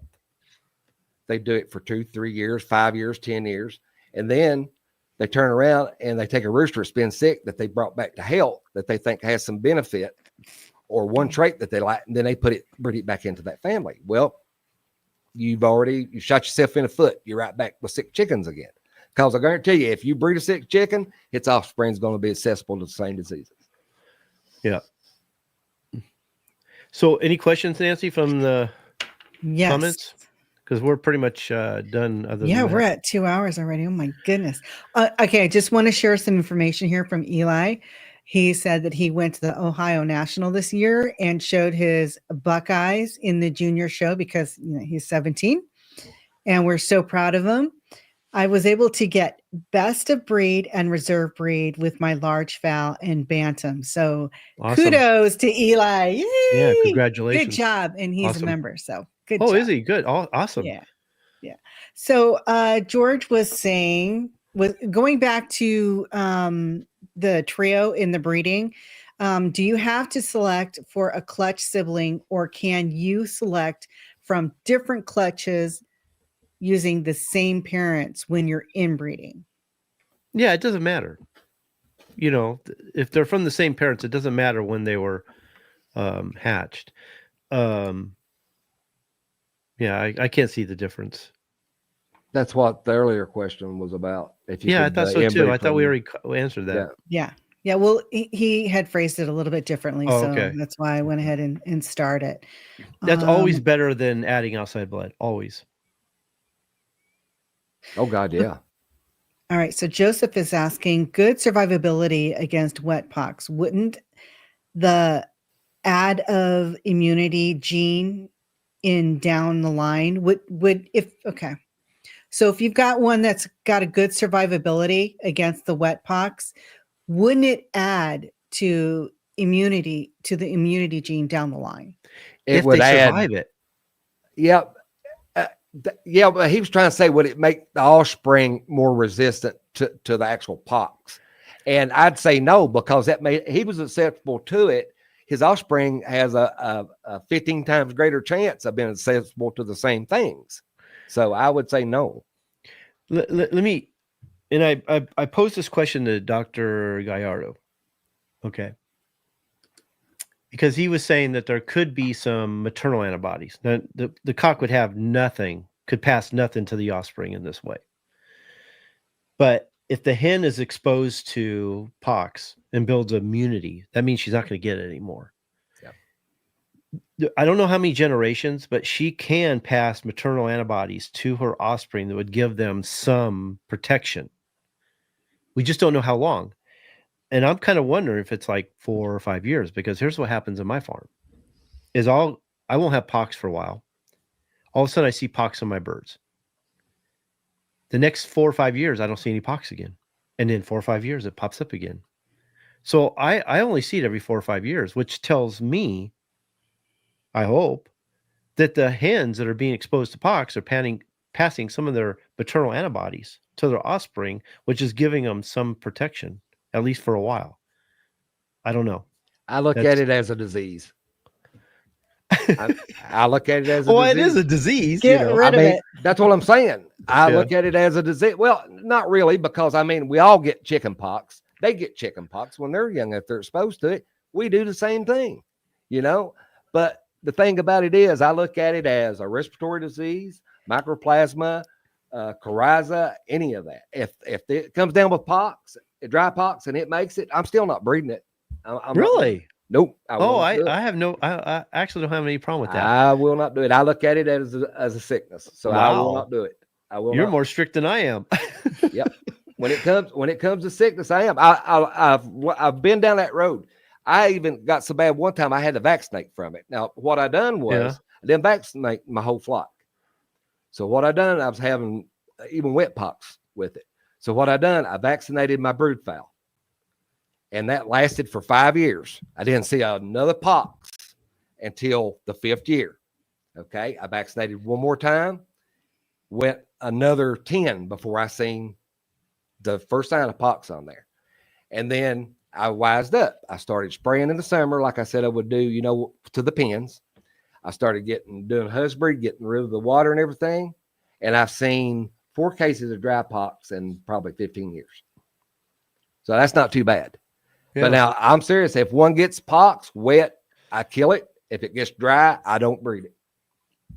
And I've had good success with it. Yeah. Wet pox is a whole different story. I just never had good luck saving birds that had wet pox. I'm surprised you get pox out there though. It's so dry. Oh yeah. You must have a big water source by you then. Stagnated water source. I have a pond over here. There's your problem. Yeah. There's your problem. No, I get pox. Frogs. We get pox here. Yeah. I'd be slipping over pouring some Clorox in it. I don't see it every like I said, I see it every 4 or 5 years. Yeah. I don't see it, and it's not that bad when I do get it. Now, one year I did get wet pox pretty bad.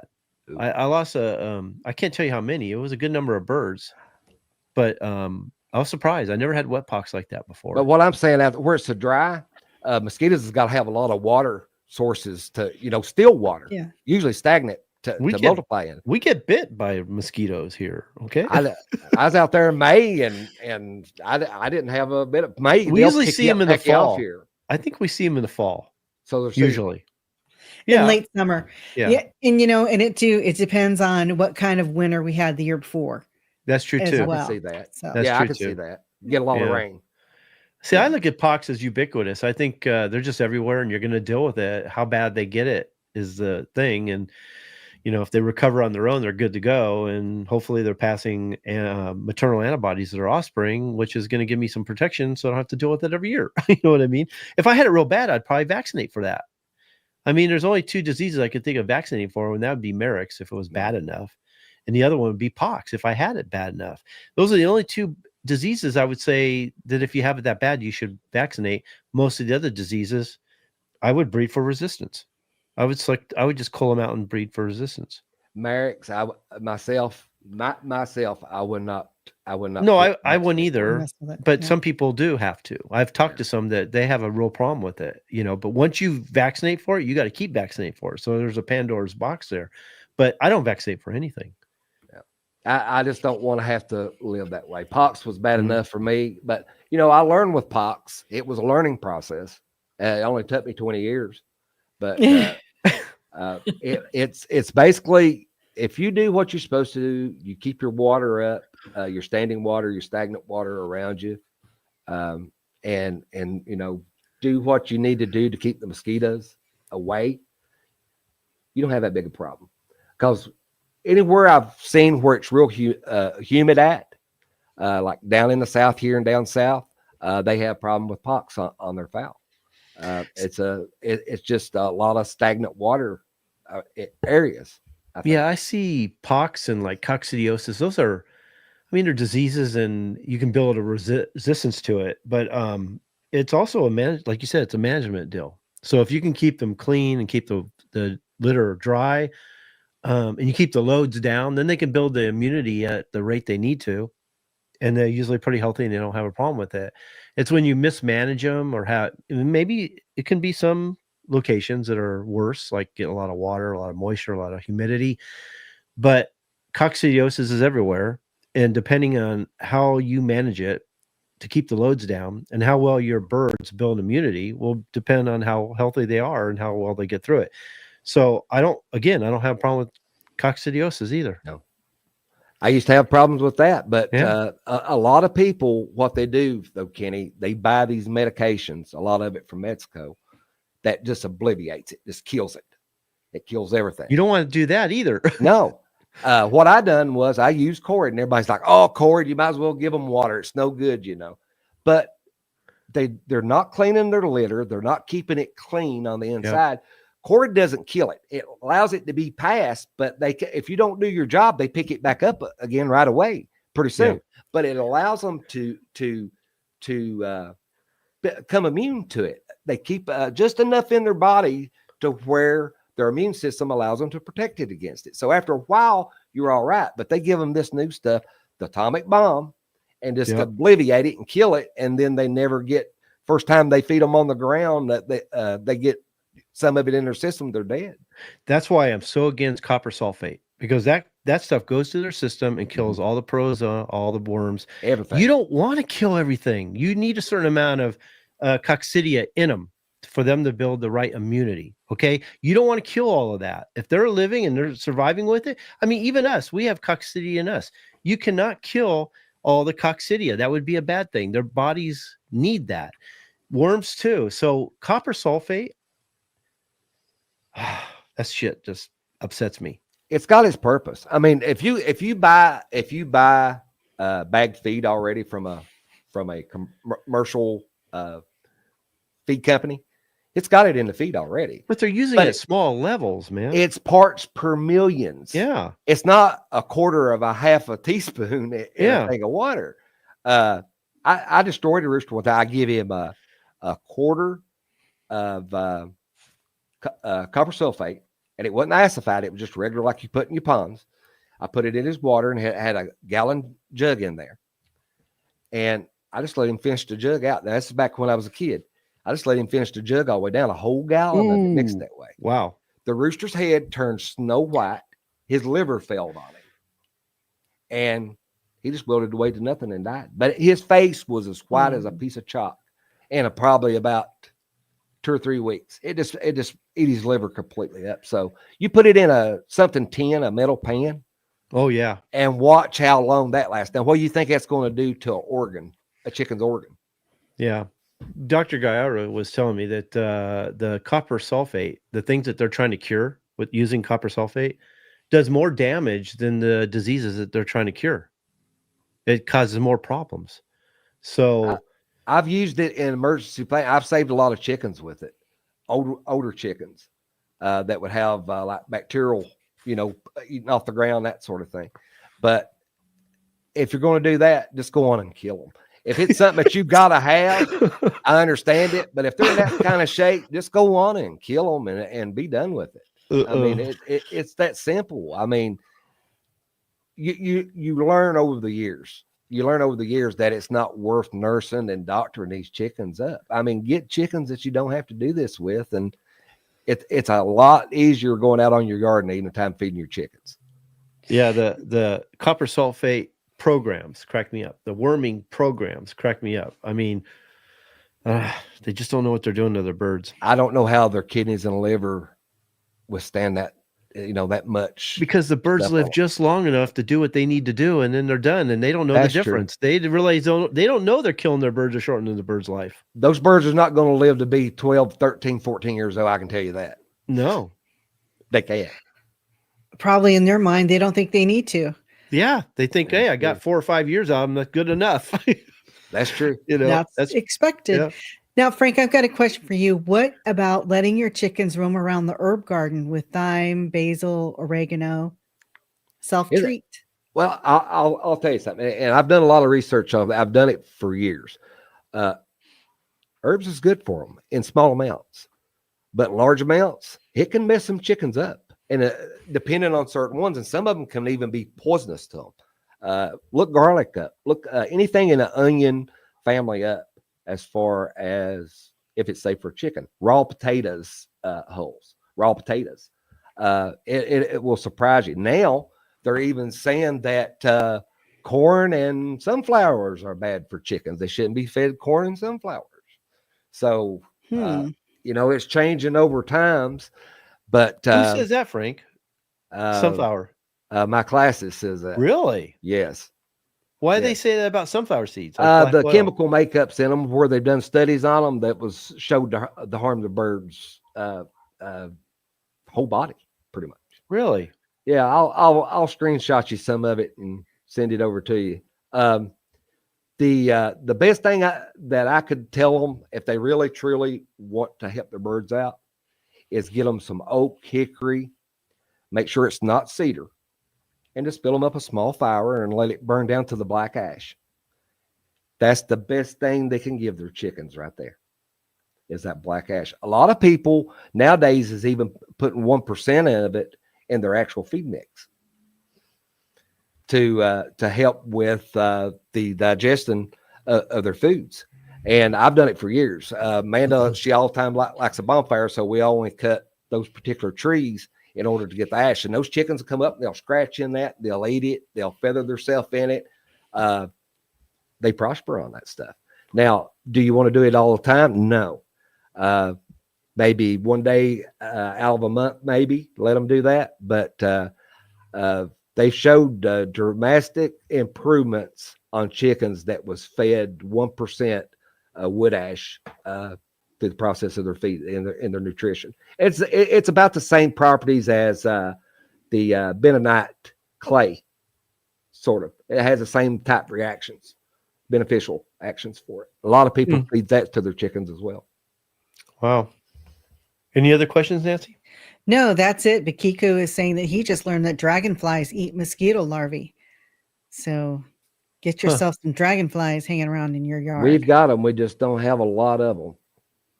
Yeah, I never see a lot of them when it's dragonfly time. Yeah, we see them, but season. Not enough to make a dent in mosquitoes. I probably weaned a lot of them out back when I was a kid in a BB gun. Oh, poor thing. Okay, anything you guys want to say before we wrap it up?